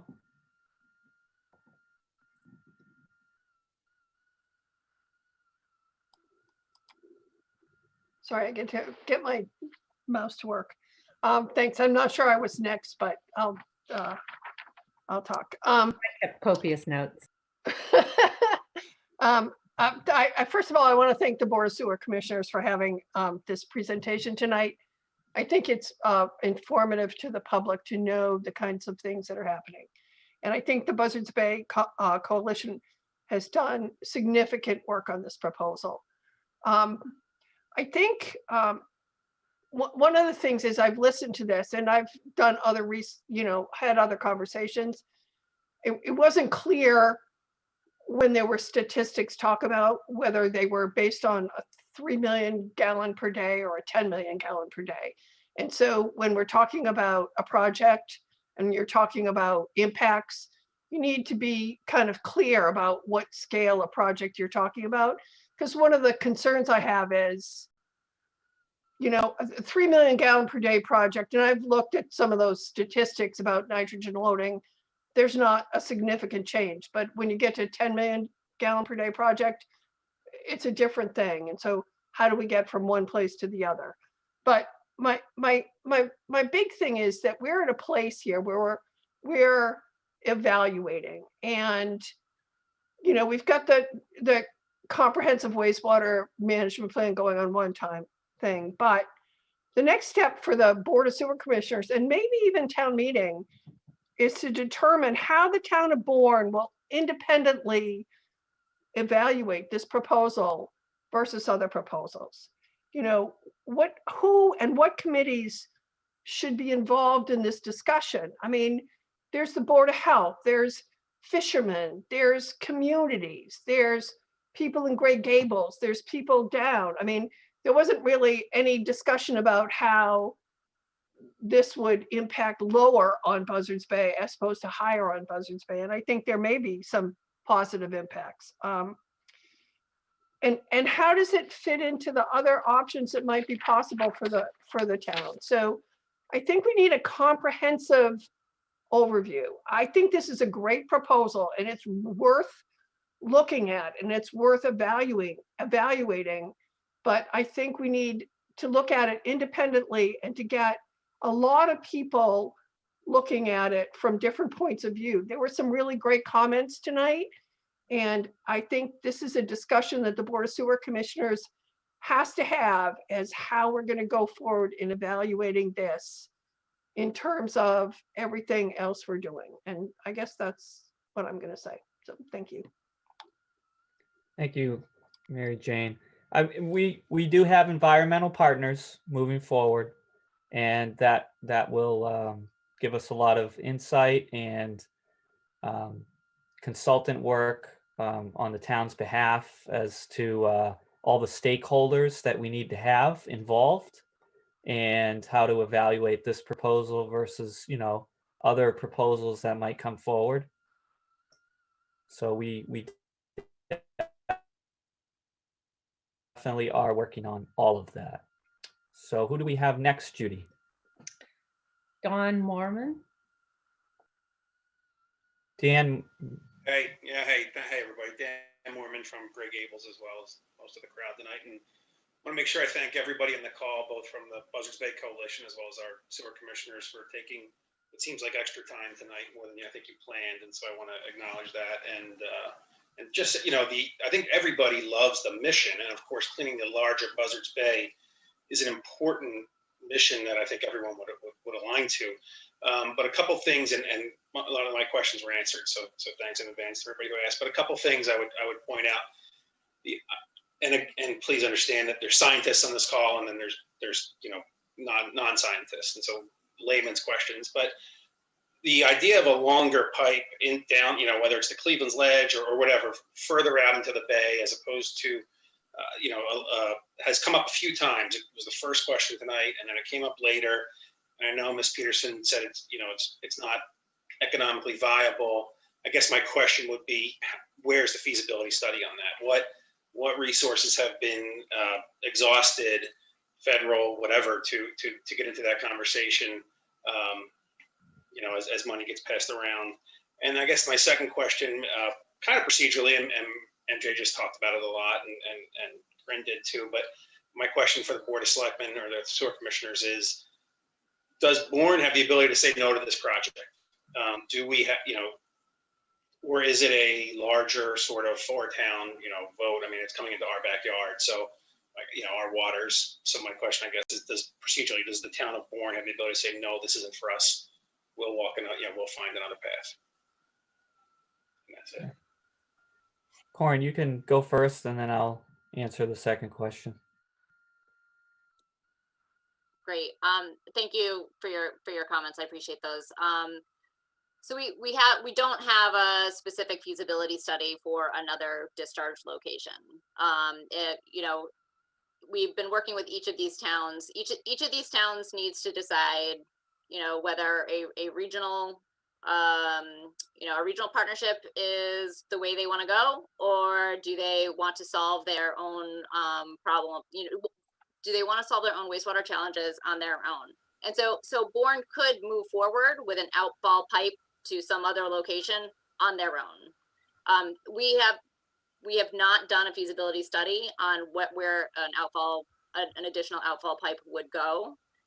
This one seemed like a really good one to evaluate, since we were achieving a reduction in pollution even at this site, and the plumbing is all there. You know, I'm happy to go through and look at other, you know, proposed outfalls, and, you know, to assess what those look like in terms of the cost. But for this project, we haven't measured it up against an additional outfall. Okay, and Dan, on your second question, as far as I know, none of the communities have an official commitment to the project. It's been more of a, we'll call it a handshake to keep the discussion going and to examine really the economics of it. You know, is it a better project than something that we could do locally?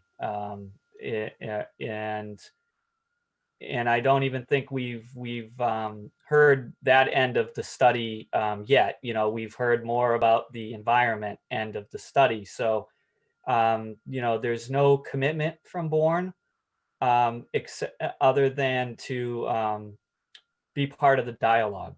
So that's where we stand. And like I said earlier, we have been part of the dialogue, and we have environmental partners on board now as our consultant to help us, you know, make sound decisions too. So I think all the pieces are getting put into place, and eventually we can start to examine. We've talked about the environment tonight, and then we can examine the economic part of it too. And you know, if there's any other studies to be done out there, then I'm sure that, you know, maybe those will come down the line eventually. Mr. Chair, can I just follow up on the alternative outfall question, because that has come up a couple of times tonight. So when you're considering locating an outfall, down Buzzards Bay, so more central to Buzzards Bay, is actually a pretty sensitive location. It is not as well flushed. The location at the end of the canal takes advantage of the intense, you know, hydrodynamics that exist there. And I'm sure Jim's model could show the rate of flushing in down Buzzards Bay, as it's much more reduced down bay, and it's a more sensitive location. There are more sensitive receptors in that location than up at the end of the canal. And so I'm sure Jim's model could show that modeling, and maybe we'll have Jim do that. Thanks. And I don't want to hog the floor, so I won't ask another question, except to say that to the chairman, I would hope there's an opportunity for further comment, for further public comment. I think there are things that came up tonight that would require some follow-up. So, you know, another session without taking this for another hour on everybody's. Oh, no. And I encourage, exactly, Dan, and I encourage anyone that wants to, you know, write their questions down and send them to me by email. You know, I'll make sure they get forwarded to the coalition, and at least they'll have a heads up for the next time as to, you know, where some of the dialogue that needs to be covered. Great. Thanks, everybody. Okay. What do we have next? Jay Mitchell. Jay Mitchell. Yeah, hi, it's John Mitchell from 217 President's Road. Just one question, a brief one for Ms. Peterson. And specifically of the word slight and slightly increase has been used a number of times tonight as it relates to the outflow at the, at Mass Maritime. If you look on one of your very first pages, which unfortunately you don't have up right now, but I believe that increase is from roughly, you said 9,000, and I forget the metric on the y-axis, but it was a 9,000 increase in something. And it was on a base of 22 and 22,000, I believe, and went to 33,000. You know, simple math, 33 over 22 minus 1, right? That's a 50% increase. So I'm just struggling with the overall change at Mass Maritime is now a 50% increase in outflow there, and how you get to the characterization of slight. Thanks. Thanks for the question. So you're right. So currently Mass Maritime Academy is permitted to discharge 23,000 pounds of nitrogen at that outfall location. This project would increase that by 9,000 pounds, but it decreases the nitrogen to Bourne's waters by 24,000 pounds. So while there's a small, so it's a smaller increase at the Mass Maritime Academy discharge, the net reduction is 24,000 pounds. With that said, we don't want to cause a problem where there currently is not one, and that's why we worked with Jim Churchill to model that discharge to ensure we were not having an adverse impact on the receptors, the environmental receptors at that location. Got it, thanks. Although there was no modeling nor monitoring done south of the canal, correct? So, i.e. Grey Gables. right, so we have no, so Rachel, we have no monitoring those. We don't have a monitoring station at Grey Gables Beach. I mean, the model does extend to that. So we could, as Jim mentioned, so Jim could look at the concentration, the incremental increase in concentration, even if we don't have the baseline bar. Although we could, I mean, I think we could predict what we could give you a range of what the baseline bar is based on what we know about water quality in other places in Upper Buzzards Bay. And Jim from the model could show, so we didn't, because we didn't have an existing station there, we did not pull from the model the results for Grey Gables Beach, but it could be done. Okay. I think we have Stanley Eldridge next, who's on the phone, correct? Yeah, I think he's on a screen. Is he? Okay.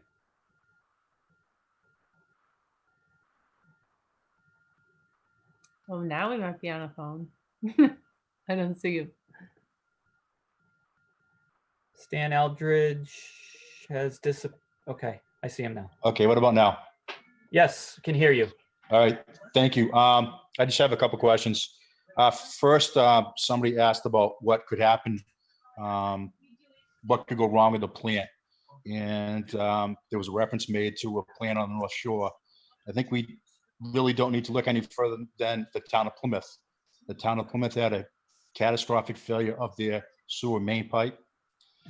It cost them $50 million to fix it. The pipe was roughly 25 years old, and it took 2.5 years to complete that project. So, and they had raw sewer in the woods, in the ponds, in the oceans.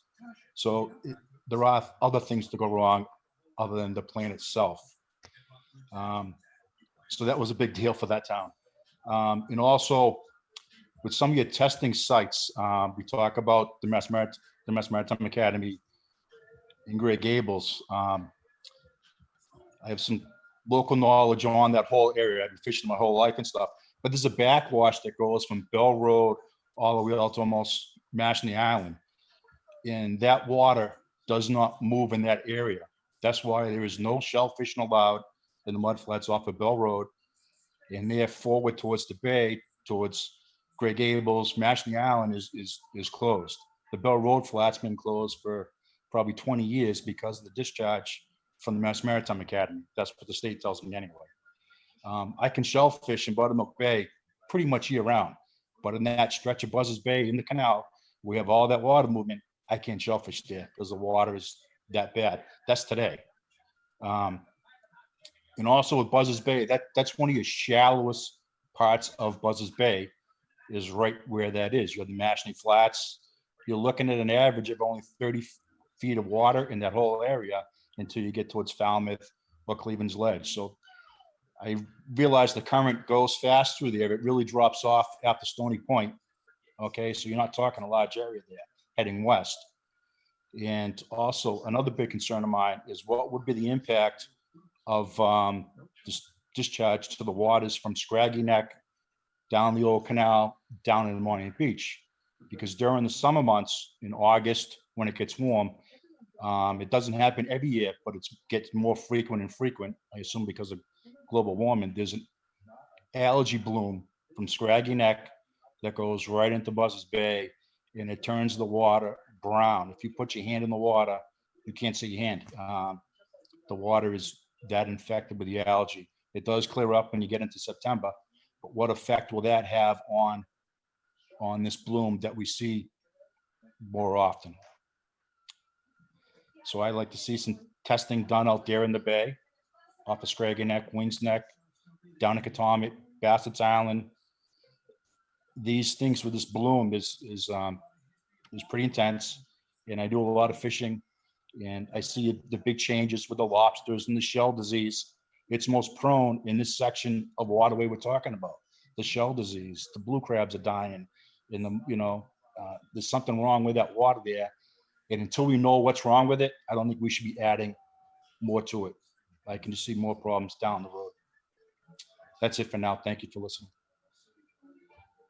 And so that we do have, I didn't show any of the data today from those areas, but we do have monitoring stations in Red Brook Harbor, and in Megansett Harbor. So we do monitor water quality in those areas currently. And here again, we're looking at the idea of this project is to reduce the overall load. So it's to the close impacts from around Scraggy Neck and those areas are in relation to local nitrogen loading from all those homes that are on septic systems.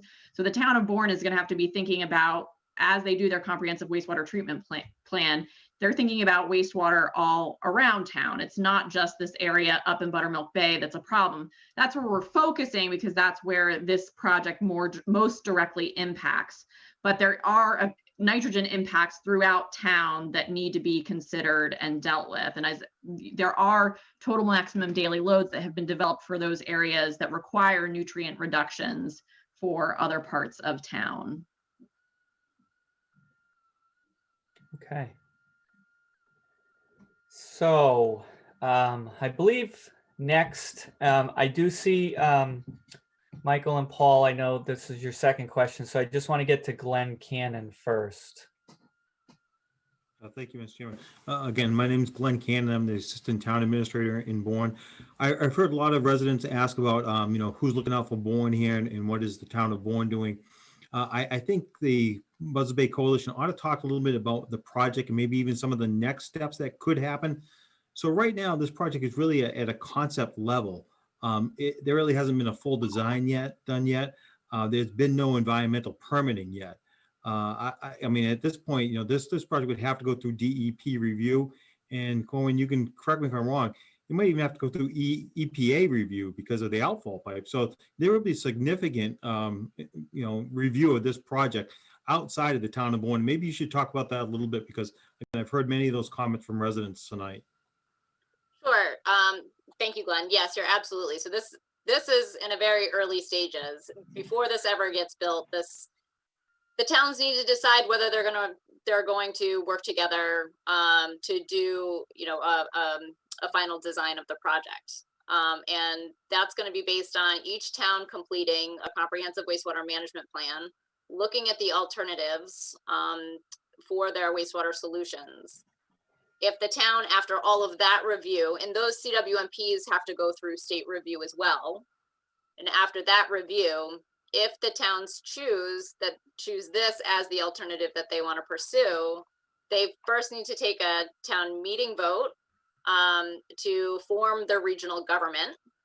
And then that regional government is a regional authority, which will then pursue the permitting. And then at that point, years down the road, there has to be state permitting and state review and federal. This will be an EPA permitted discharge, and that has to go through EPA permitting as well.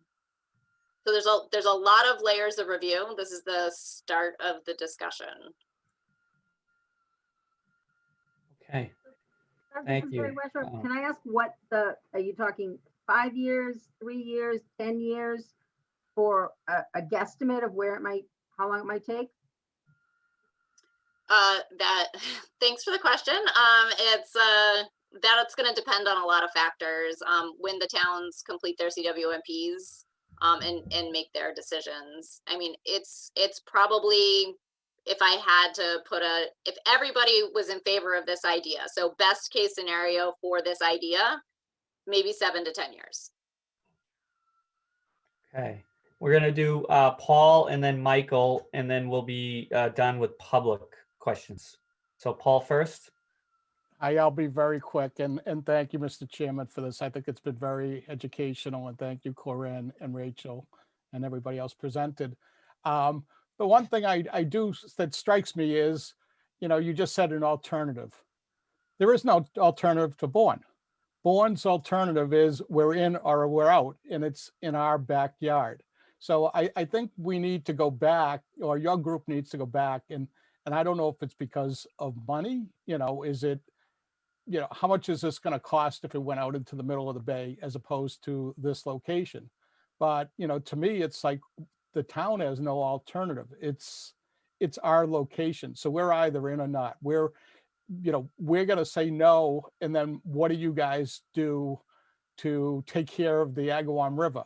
Do you guys then look at the outfall, further out in the bay? To me, it's like how you can present something and say that there's an alternative. So, the town of Bourne is currently assessing a lot of alternatives. The town just is about to complete a new wastewater treatment facility of its own for downtown Bourne. And Bourne did that on its own initiative to solve some needed capacity issues that downtown Bourne was having. Our hope is that we find an alternative and a solution that works for everybody. And we hope it makes sense for folks. If it doesn't make sense for folks, then maybe this doesn't move forward. But I mean, I think there's a lot more of a discussion that we need to have, and what the best way it is to reduce the pollution sources to Buzzards Bay, to Buttermilk Bay, for all the communities. Okay, thank you. And then Mike. I want to make one quick point and then a question. The point is this: people keep talking about this as if we're going to be adding nutrient pollution to the bay. The pollution is already there. The question is how to get rid of it, but we're not adding pollution. The pollution is going to nitrogen, phosphorus, other chemicals are going to leach into the bay, whether they come from an outfall pipe or whether they drain out of the septic systems through the groundwater into the bays, which is what they're already doing. So we're not talking about an increase. We're talking about how to best achieve a decrease. So that being said, I do realize my friends and neighbors on the Grey Gables side and that side of the bay have some valid concerns. I do think there's value in perhaps doing a little more study of what's happening there. I suspect it has more to do with what's already leaching out of those septic systems, but it's still worth some study. The question is this for the Buzzards Bay Coalition folks. Can you explain a little bit about how fixing this problem, and any solution here is going to be incomplete and imperfect, but we have to do something. So how does fixing this problem on the west side of the bay and the north side of the bay help those on the Cape Cod side of Bourne? I mean, there has to be some benefit. You may not be able to quantify it, but is there a benefit by fixing this on the north and west side of the bay? Sure. So thank you for the question. It is a net reduction to Buzzards Bay of nearly 100,000 pounds of nitrogen pollution per year. And so we all have shared waters. The west and east side of the bay are sharing waters. And so we are reducing nitrogen pollution to the bay by 100,000 pounds. And so while near coastal estuaries on the east side of the bay, as Rachel said, septic systems there are not treating for nitrogen. It is seeping through the groundwater and into those near coastal bays. And there needs to be a solution for that side as well. But the overall load reduction to the bay itself is going to be reduced by 100,000 pounds. So reducing the load on my side, but you know what I mean? Reducing it in Buttermilk Bay does have some impact on the overall system, and maybe helps people in Pocasset, Grey Gables. Not a sure thing, but it's possible. That's right. And just to expand on what Corin said, so when we're decreasing the overall load to Buzzards Bay, what we're able to do is lower the concentration in central Buzzards Bay. And if we do that, the waters that are flushing into Pecasset Harbor and Grey Gables, all those areas have lower levels of nitrogen. So already the central waters of Buzzards Bay have lower nitrogen concentrations than up in Red Brook Harbor and Phineas Harbor, all those on the east side of the bay. And when the tide comes in, it's bringing in that low concentration water every tide, and it's pulling out on the low tide, it's pulling out the higher concentrations, and that is mixing. And so if we have a lower concentration in the central bay mixing with those higher concentration waters, it's lowering the overall amount in those portions of the bay. We haven't modeled what those concentration differences are, but you would see decreases. Thank you. Okay. So any questions from the board? I have to scroll here. Okay, I don't see any from the board. I just had a couple quick takes from some of what we heard tonight. I think we have to study the Grey Gables area and any impacts that might be there. And also, I think it would be good to get a handle on the other outfall pipes that go into the canal as a big picture, and understand if, even if this project was the 3.5 million gallons, if when you add in the other outfalls or the anticipated outfalls, if we end up with the 10 million gallons that you studied, that would be interesting to know, because and you probably know this, but when we meet a lot, we try not to operate in a vacuum. I know it's difficult, but instead of all of us, kind of in that pod mentality of this is our project, that's their project, it would be good to get a bigger understanding of maybe what's going on, even if it's not your project.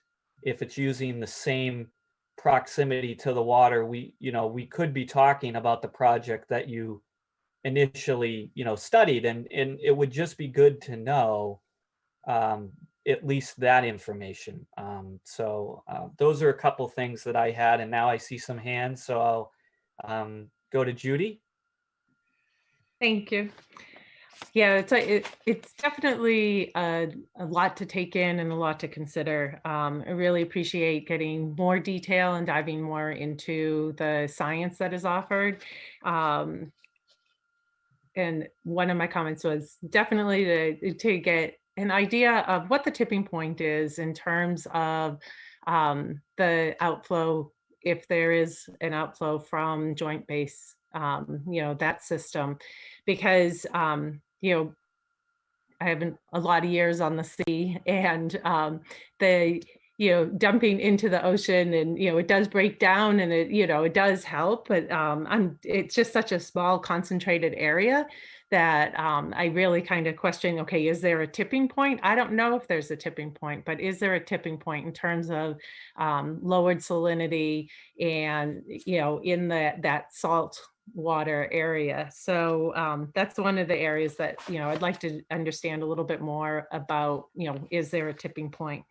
I'd like to know what if there were are any unintended consequences that we see. And I think that sewer, having sewer lines and sewer systems is every step along the way we're improving the health of our ocean by treating the water. But what are some of the things that are still left in the water that is treated? I know there are some places where there is sewer water that people can drink, and so it's kind of, is this that pure, or do we not know that? So that's really getting into a lot of detail. Someone brought up about the Plymouth station and the issues that were there. I am always circling back to say that any type of system that we have in place, you can have all the redundancies that you can and should have, but if you don't follow them, like Plymouth didn't, you are going to run into major issues. So that's something in terms of the longer term planning that we need to keep in mind. Of whatever happens, we can have the best of plans, but what's the operational plan moving out? What are the checks and balances? What are the regulatory steps? And how do we make sure it continues to be a high priority to take care of our environment and not let major situations happen like what happened in Plymouth. That was avoidable. So, Thank you, Judy. Peter. Oh, thank you. Two questions. Well, first one is what happens if Bourne decides it's not in their best interest to join the regional facility, but Wareham, Maritime, and Marion and South Plymouth decide that it is? Are we still potentially going to be seeing discharge out of the Maritime Academy discharge pipe into the canal, even if we choose not to get involved? That's number one. And number two, as part of any advanced study going forward, Judy and Jim talked about Joint Base Cape Cod, and they're talking about expanding that pipe, and that ultimately goes into the canal. Also down in the Sandwich end, the town of Sandwich is looking for an outfall pipe that possibly may come out to go to that side of the canal. But why does Bourne have to be the host for all these things? You know, it's we have a beautiful area over here. I live on Academy Drive. I look out my backyard and I look over on the water over the Bell Road. So I see all these neighbors in Gray Gables tonight that I usually look at. Well, they see me in my little world over here. And I don't know. I just think we need to think very long and hard over the long-term impacts for what's best for our residents here in Bourne, not the region as a whole. And thank you for the information. It's a lot to digest, but ultimately, I think what needs to be done is what's in the best interest of us here in Bourne.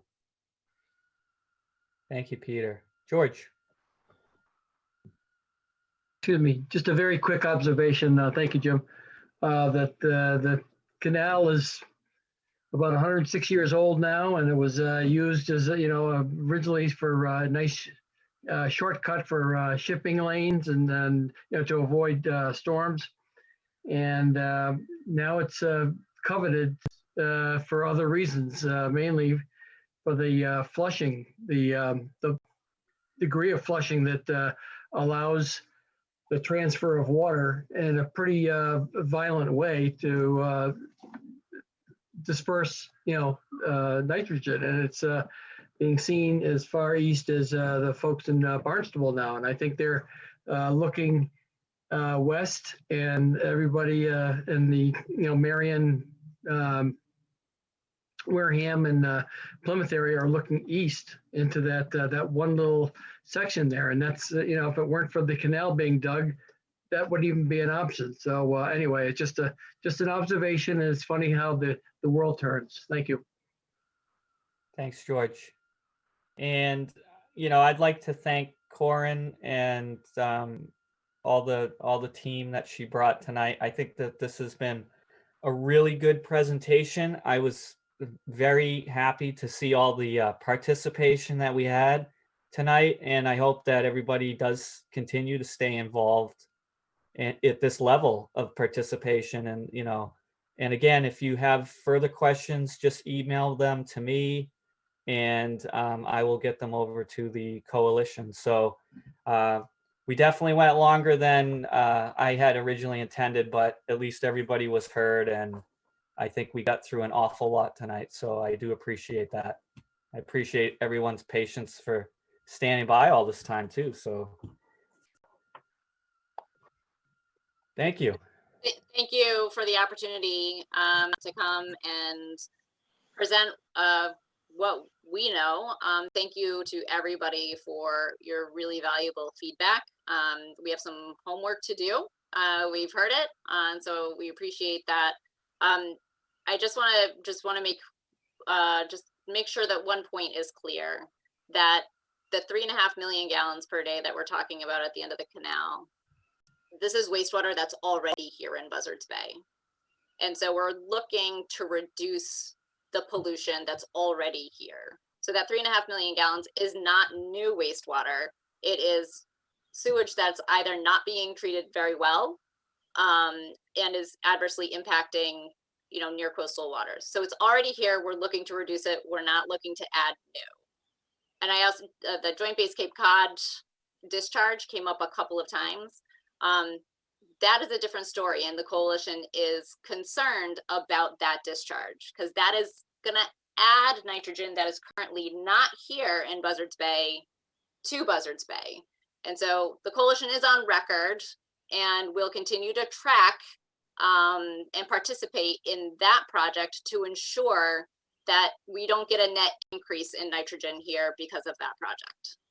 So I just wanted to leave you all with we're looking to reduce existing sources, and we're also keeping an eye on that Joint Base Cape Cod idea. Right.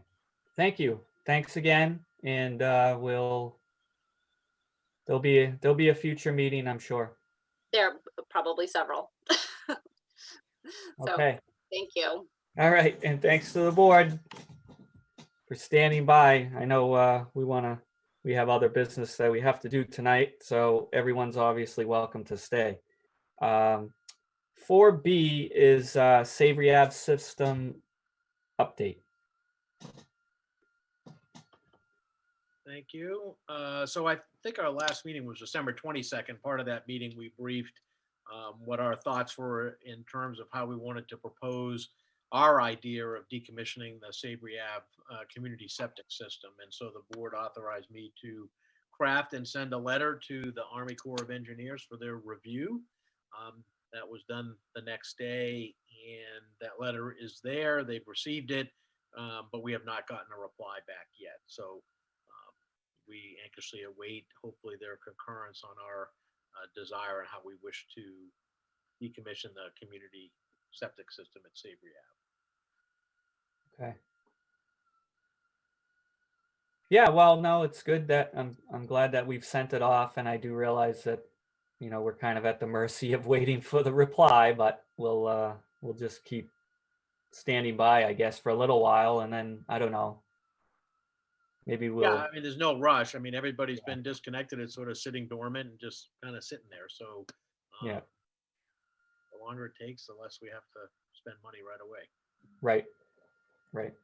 Okay. So I think our next item was our comprehensive wastewater management plan update. So we have signed the contract. So we are good to go there. We are going to have a kickoff meeting on Thursday with Helen and the folks from Environmental Partners and the staff. They've sent us sort of an initial request. I think over the next couple of weeks, we have a lot of information to try to cull together for them.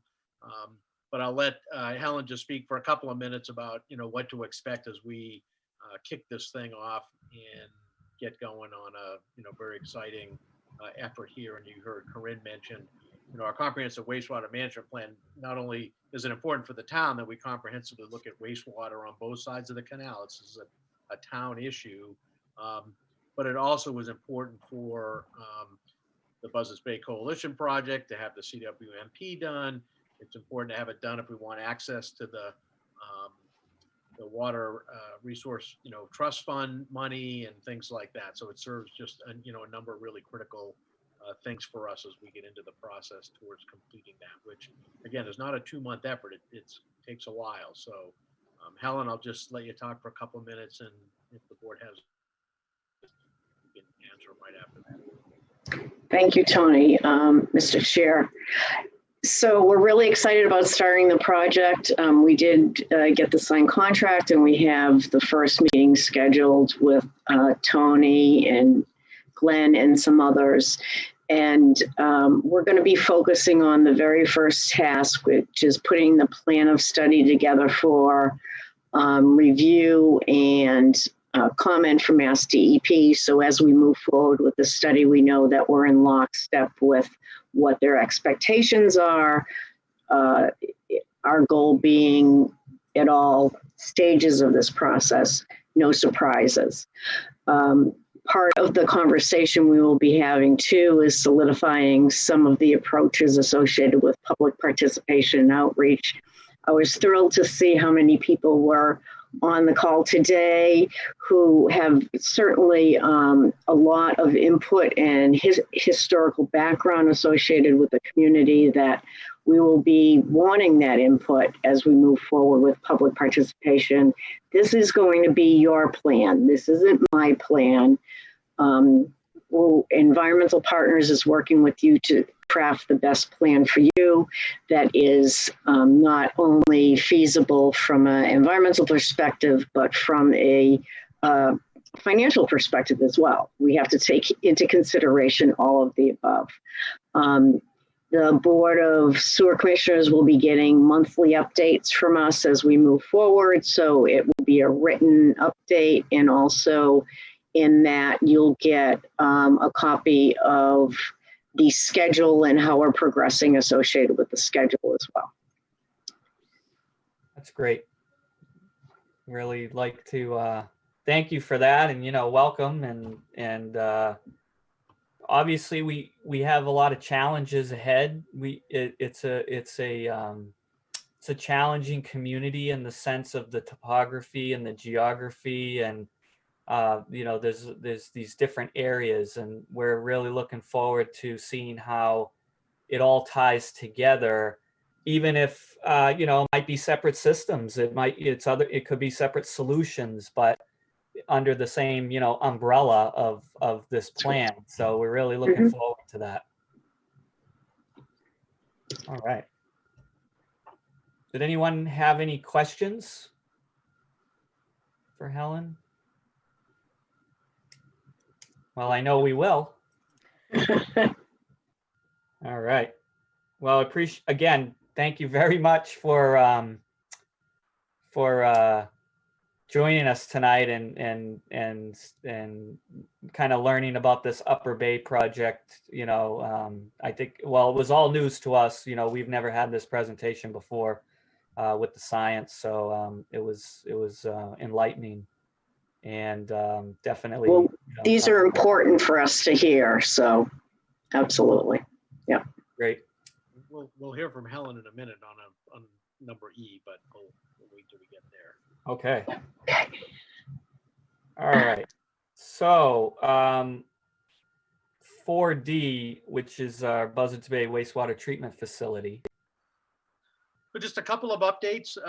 If you recall the milestone chart that I presented at our last meeting. So we've, I'll say, ticked off a couple of things. The monitoring wells were installed on time last week, I believe. We had a date of the 21st for that. We did get the professional engineering services contract from Weston and Sampson. That's the 6-month contract required by DEP. And so I have that in my hand. I'm reviewing that, and that looks excellent. And again, we have a 6-month extension clause in there if we decide to go further with that. So again, that came in on time. And then just today was the close out time for getting proposals for the operations and maintenance contract for the wastewater treatment plant. So that one is a big one, because once we agree to a contract at town council review, it has to go off to EDA for review and approval.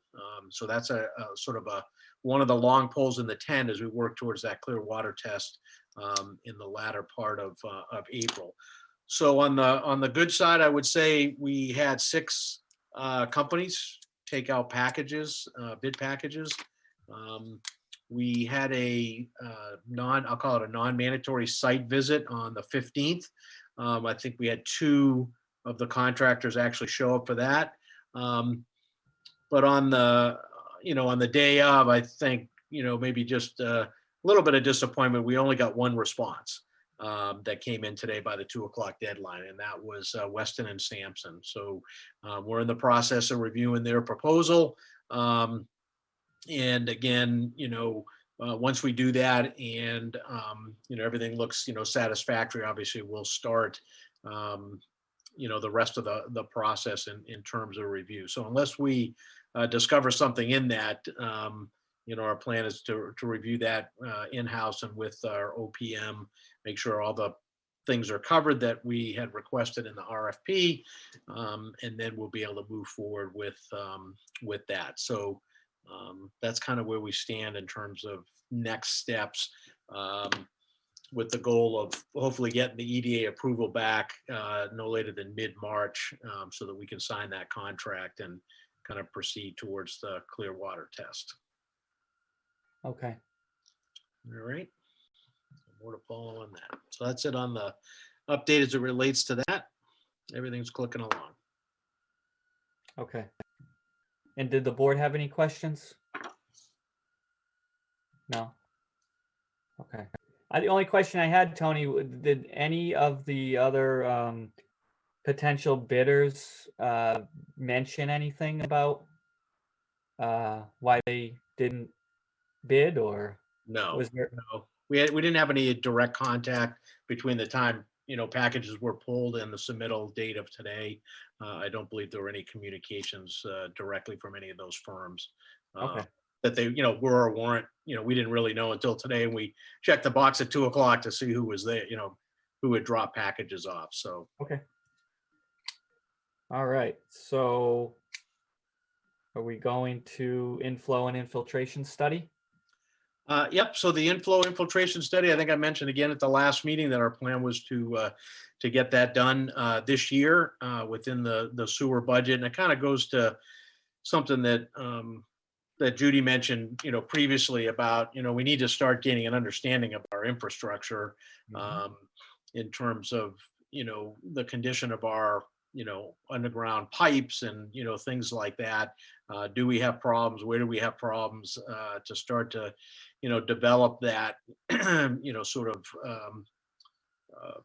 information so that we can, see what we need to do in the future in terms of potential capital projects for our existing infrastructure. So maybe Helen can just talk briefly about the approach there, and as we get that started here in the next, month or so.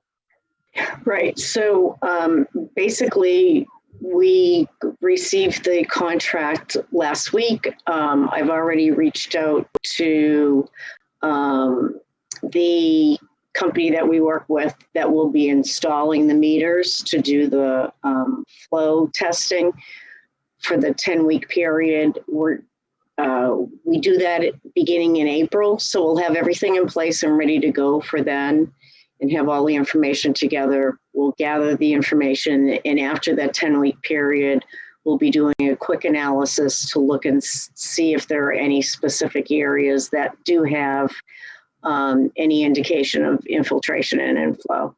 And I'll just keep you updated on that as we go, along with the monthly report that I give you with the CWMP. So I'll just have a separate line item for that project as well, just so you can see how it's moving along. Okay. Great. Thank you. And I think what's worth noting there too is, we've been obligated to do the I&I study from the state. So we're overdue on owing it to them. So, it's good that we're getting it done and wrapping that up. That's great. Yeah, I mean, and the other side of that is, if we can take I&I out of the system, we gain back capacity, right? So always a good thing to be looking at. Okay. We have a question from Mary Jane. Thanks, Jim. I have a question because historically, the I&I is shown that there was like January, February higher infiltration. And so I'm wondering about the April date.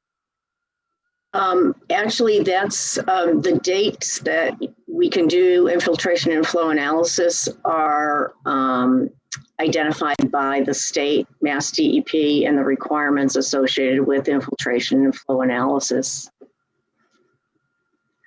So, yeah. Okay. All right. So anyone else have any questions on that? All right. So we'll go to 4F, which is the FY22 sewer budget update. So there haven't been any changes to it since the Board of Selectmen reviewed the sewer budget. So I thought I'd give you one more opportunity as the sewer commissioners to take a look at the budget as proposed. At this point, certainly, the focus on what the rates will be based on the FY22 budget is something that we have some concerns about, because our number of users has actually gone down a little bit. We're taking on considerably more cost with the debt service and the operations and maintenance of the new plant, the requirement to have a professional engineering services contract, for at least half of the year, it seems. And so we're taking on additional costs. So, the impacts on rates is significant.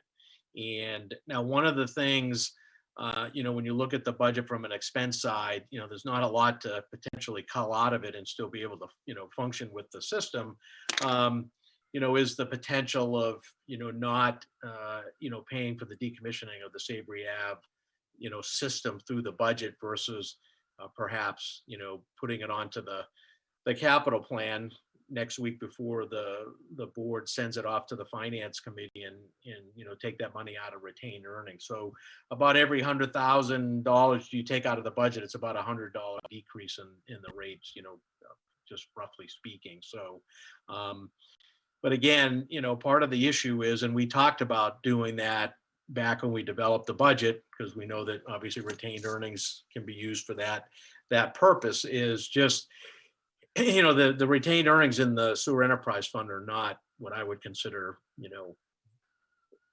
healthy from a couple of different angles, because we've been using it a lot to supplement the rates and other things.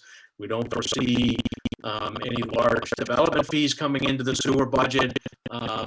Right now, we don't have anything even really on the plate, so to speak, until we get some answers back about the water withdrawal permit and, whether some of these potential projects that were originally thought of as the, wastewater treatment plant was being discussed in moving forward for construction, may or may not happen. We don't really know that. And so I'm very leery about depleting the retained earnings account in the sewer. I think I may have shared with some of you what's going on in Framingham right now. And it is exactly the slippery slope that you get on when you're using your retained earnings to supplement rates and other things, that very quickly you can find yourself in a situation where, like they are, where they have a significant deficit that they cannot agree on how to fix, other than raising the rates back up in order to balance the enterprise fund there. So that's the concern. And so we have a decision to make, at some point. We still have some time before we can always make changes as we get some more information. But as part of after our last meeting, I did talk with Glenn and asked him to set up a meeting with the town administrator in Wareham. And so he had set that up, and that's actually taking place tomorrow, so that I can have some conversations with them about not just where they're going with their capital. As you know, they just had a town meeting where they authorized $9 million in capital projects that we get a slice of, right? 17.9%. And I kind of need to get an idea of what that timeline looks like, and the spend plan and the impact on Bourne for that, but also to look at our current agreement that was signed back in June of 2019 between he and the previous town administrator, because frankly, once our new plant comes online, we'll be sending even less sewer to Wareham to treat. So we need to take a hard look at that as well. That's going to take obviously a little bit of time to flush out. So and where that lands, we don't exactly know yet in how that discussion will go. But so anyway, so that's kind of where we're at. So I would just throw out that at this point, really the only real low-hanging fruit from a rate perspective at this point is to potentially consider moving the Savory Ave decommissioning to a capital project, and funding it through retained earnings. But again, there's issues with that and other things we may need retained earnings for. So Did we have, Tony, did I see that we did have 50,000 in retained earnings? for the budget, we did. Yeah. Yes, it So- was 100, this year, and we lowered it back down to 50. Yeah, I mean, so I think, we got to have an honest conversation about all this amongst the board and you guys. We talked a few years ago about getting, eliminating that. We didn't want to use retained earnings to supplement the rate because that had been done historically. There was a time period that it stabilized the rate, but we said, hey, this it's not a good business model, and unfortunately, obviously the rates have to increase if you're not subsidizing them.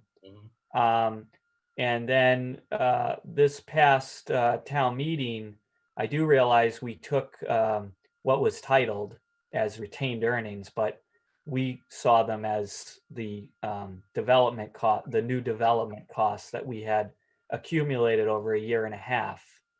And we discounted the rate with that money. But I think if we keep any amount of retained earnings in the rate, we're sort of going against our thought.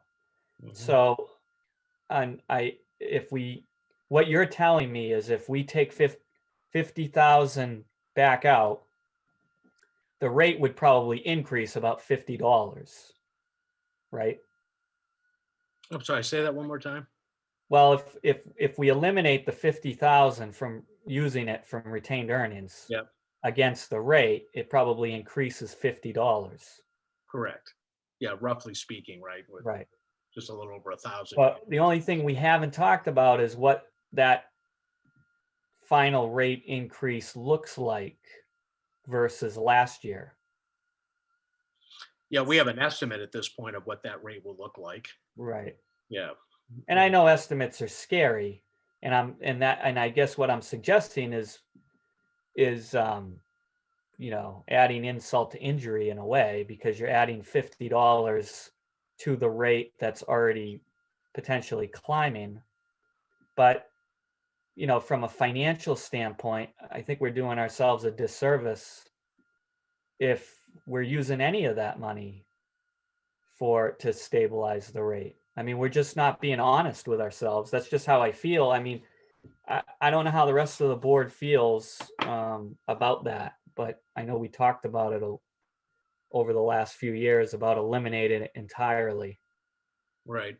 Yeah, and I probably misspoke a couple minutes ago so retained earnings, not the 135, but in the original budget for 21, it was 50,000. I think I said, but it's been 50. So I misspoke there, but yeah, you're right. I mean, it's just, at some point you run out of that, and so the sticker shock. And I think I mentioned this a year ago when I first got here about, the use of retained earnings consistently year after year, that at some point, as we're taking on new costs and all of that, and we need to, maintain, what I would consider a, healthy balance here for other things like our own capital projects and stuff like that, that when you decide you have to stop doing that, it's going to be, a significant, sort of that sticker shock, because people, you've gotten used to doing it. Yeah. My real concern is, God forbid something happens that you need that money. And I know maybe 50,000 isn't going to cover anything that happens, but it's still $50,000. And, if we use it to stabilize the rate, we're, robbing one place to stabilize the rate, and, we're not helping ourselves if something happens and we need that money. Right. Yeah. I mean, just from the little bit I know, and I think, we'll get more information on, sort of the status of our infrastructure, but, other than like pumps, the best that I can tell is we have not done a lot of maintenance on our system. And so kind of goes to the situation that was brought up earlier about Plymouth. And, you have to try to prevent the preventable, which means you got to make continued investments in your system and look at making sure you don't have a catastrophic failure somewhere that could be in the millions of dollars and you're caught flat-footed. That's my concern. Yeah. So, I mean, it's concerning that we have to raise the rates as much as we do, but I don't think we look any better if we raise the rates and then we have a catastrophic failure and the public says, well, where was that where did that money go? I just don't feel comfortable with that. yeah, it's a question of, prudent management, right? Is kind of the way I look at it. And then, long term, again, depending on how long some of this takes, again, the question will, come up is, what is the viability of the enterprise fund long term? And do we need to do something different? And, there are certainly many communities out there, including Falmouth, that takes a little bit different approach with this as more of a town-wide issue. Water quality is a town issue, not for just certain parts of town, and deal with it that way as a a more economical way to share the the burden of making sure that we're doing the right thing environmentally for our coastline and important parts of our community that generate not just for the residents but visitors and economic development and all of that. So right. Judy? Well, I think one of my questions or statements, comments is about, whether other towns actually have enterprise funds for their sewer systems. I'm not sure. I believe that Plymouth was able to resolve their issues by, looking at it townwide. So I'm thinking it's not an enterprise there. So I think, to pick up on what you're saying, Tony, that it seems like I do kind of wonder whether it should be an enterprise or if it should be part of the town budget so that, it's more of a cost savings. I know that's hard for people who aren't in that district because believe me, I heard a lot about it, but they don't pay the same amount, but it helps, like in Plymouth, it was helping the commercial area. And the commercial area helps sustain the town. So, there are those complexities. I think, it keeps us, we're pretty vulnerable and with the rates going up, in order to be able to pay for them, I think that's pretty worrisome because those rates are pretty steep.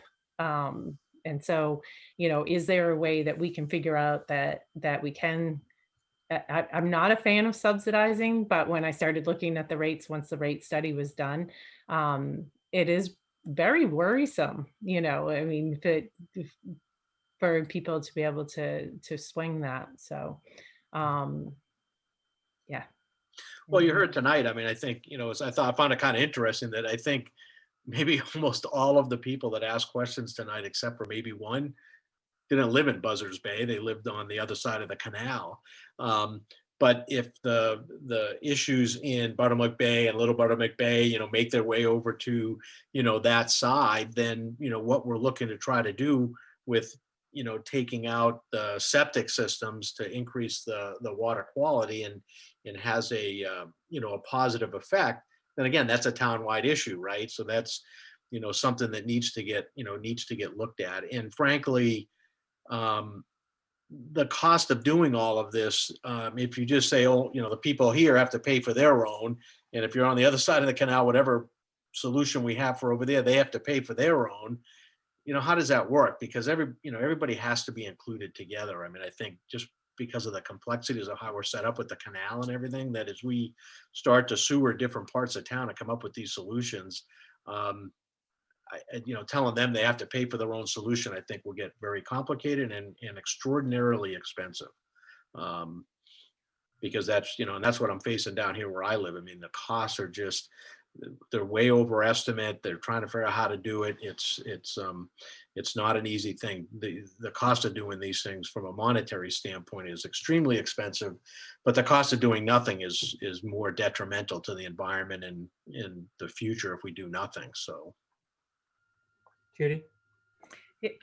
Case in point, thinking about Savory Avenue and that whole situation. I mean, we wanted to continue having the more comprehensive approach, but it wasn't, that was really truly a septic system. So it wasn't really, it wasn't really helping the environment. And then when we crunched the numbers were similar to actually installing, people installing their own septic systems. So, even talking about like around Buzzards Bay and Buttermilk Bay and sewering that, the costs are 30, 40,000. And that's what new septic systems cost. So, yeah, so it's clutch and pedal. How do you keep it moving and continue to protect our environment? Right. Well, there's a couple things here. The first thing actually alludes back to what you were talking about, Judy, with looking at the forecasted rate. I was just thinking that is under the current model. If we went to the flow-based model, someone's going to pay more than even that because someone else will pay less. So it's showing me that this might not work anymore. I mean, you want to pay on flow. Who wants the communist system where everybody pays the same and it doesn't matter how much you use? Nobody really wants that. So if you're a household of 2 people and you only use a little bit, then you want to pay based on flow. But to change our model, and we did that study, our rates would jump even differently for some people, and that's probably more concerning than it was when we looked at it last summer.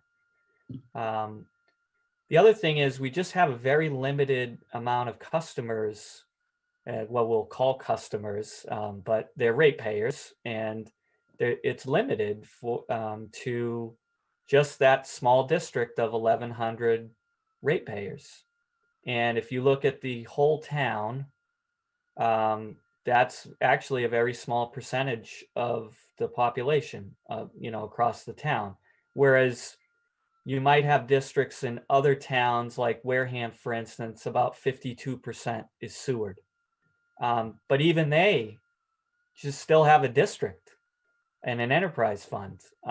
And so in the past, I know some towns have talked about the whole town contributing toward the environment and the cost. And I think we've already had that precedent here at town meeting when the town also helped fund the wastewater treatment facility. I think that kind of set the precedent of the town contributing and participating in really the sewer district. So maybe we have something to build on there. But we definitely have to have these conversations because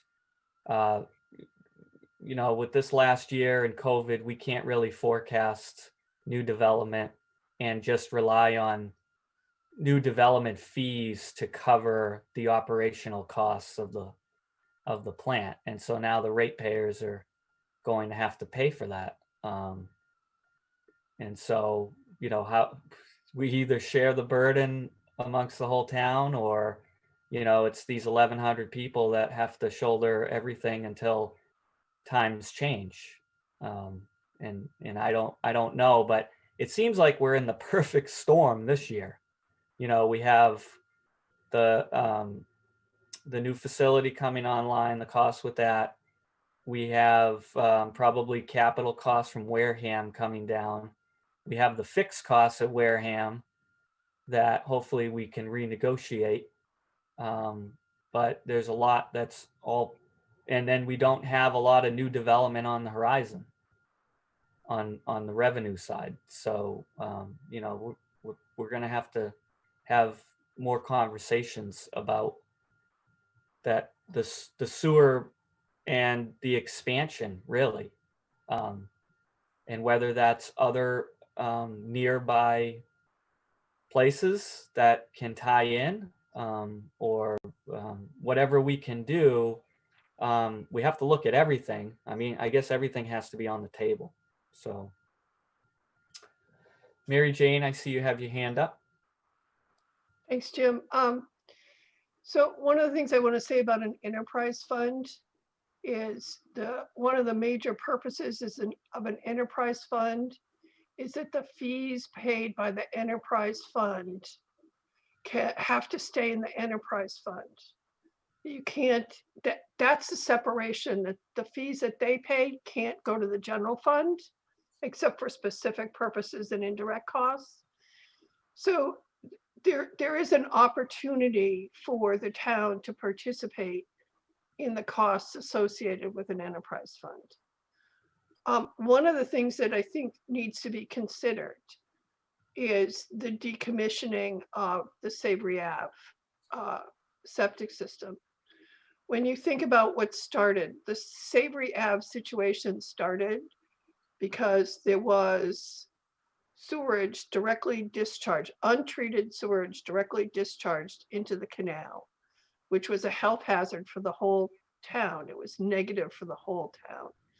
And so a solution was created where, you know, that septic, that Mary Jane, I hate to cut you off, but it's after 10. Do you have a question or a? No, but I do think that there should be some consideration of taking that out of the operational budget for this year and putting it as a separate warrant article so we have opportunity to discuss funding for it. Thank you. Okay, thanks. Did anyone else have anything on that? I know everybody wants to get through as well. Okay. So I don't know, Tony, do you, Judy. Yeah, did you want us to talk about the budget or vote the budget or? Yeah. I mean, I don't have any additional. Well, you know, one of my biggest concerns here is, and I know this always has to happen this way, but, you know, we vote the budget with a guesstimate to the rate. And then once we vote, you vote the rate based on the budget. So we're locked in. Once you approve the budget, you know, it's locked in. We can't really go backwards. So if we don't like the rate, the projected rates, we have to talk about it now, because now's the time to adjust the budget. Well, I think, I mean, any time up until town meeting, I mean, you know, or when we sort of have to finalize everything, there are opportunities to make adjustments. You know, I'm assuming the Board of Selectmen, you know, votes to do that. So there will be opportunities if, you know, you want to look at a couple of things. You know, I think in terms of the Savory Ave system, I mean, you know, from my perspective, I mean, obviously, for whatever the reasons were back then that, you know, it got stuck into the enterprise fund and has been paying money into the enterprise fund and has been supported by the enterprise fund. You know, there may be some legal issues about, you know, all of a sudden having some other source of funds, you know, decommission it. That, you know, we need to look into that. Might be possible, it might not be, but I think we would need to research that a little bit, because, you know, clearly the intent from its inception is as part of the enterprise fund, even though it's not part of sewer. So whatever the reasoning was that they did that, you know, it's been, you know, putting money into the enterprise funds for years, decades, right? And it's been taking money from the enterprise fund for decades, and including just recently. So that could be a little bit of a quagmire legally to do that. So if that's something that, you know, folks want to look into, we'd have to get, you know, a legal analysis of that. But, you know, I think as it relates to the enterprise fund, I think what I was really getting at is really doing away with the enterprise fund and making it part of the, you know, the town budget as other towns do. So yeah, you got to be careful of what, you know, is allowed to go in and out, as MJ said. So but what I'm thinking about is whether the enterprise fund should continue to exist at all. Right. Well, and that's where I was going with, you know, we have these 1,100 ratepayers versus they're either locked in with the 1,100 or, you know, everyone else contributes. And I know that's a big, broad discussion, so we can't solve that We one won't solve it right here. now. No. Okay. Peter. I was just gonna make a motion that we defer any action on the FY22 sewer budget for this evening. So we can move on and talk about it next month. Okay. You feel comfortable with that, Tony? Yep. Okay. So we have a motion with Peter. Is there a second? Seconded, McDonald. Okay, roll call. Judy? Yes. George? Yes. Peter? Yes. Jared? Yes. Jim? Yes. Okay, 500. We'll move it to the next meeting. And we already covered 4G tonight earlier. 5A correspondence, you can just kind of hit on them. We do have- So we have two correspondences officially. We have one from the Buzzards Bay Coalition that was asking to come back and do their presentation and give us the science background this evening. And so I don't think there's much more to say about that because their presentation covered the letter and much, much more. And then the other was a letter from Robert Dwyer commenting on the wastewater discharge to the canal. And we also heard from him. And I believe, as I looked at it, he covered all of his points. All right. Great. Thank you for that, Judy. And 5B, any other new sewer business that anyone had? Okay. I think we have to have some more meetings, definitely, talking with staff. So we'll try to schedule those, and obviously we'll move the sewer budget to one. Public comment, 5C. Okay. Seeing none. We have our running list of agenda items. I will say I had moved off our visioning and with our mission and vision from tonight. We'll handle that another night. I guess we were lucky to get through tonight, but I appreciate everybody sticking this out. All right, so everyone's looking forward to number 6. Like to make a motion to adjourn? Is there a second? Seconded, McDonald. Okay, roll call. Judy? Yes. George? Yes. Peter? Yes. Jared? Yes. Jim? Yes. 500, unanimous. Everyone have a great night. Nighty night.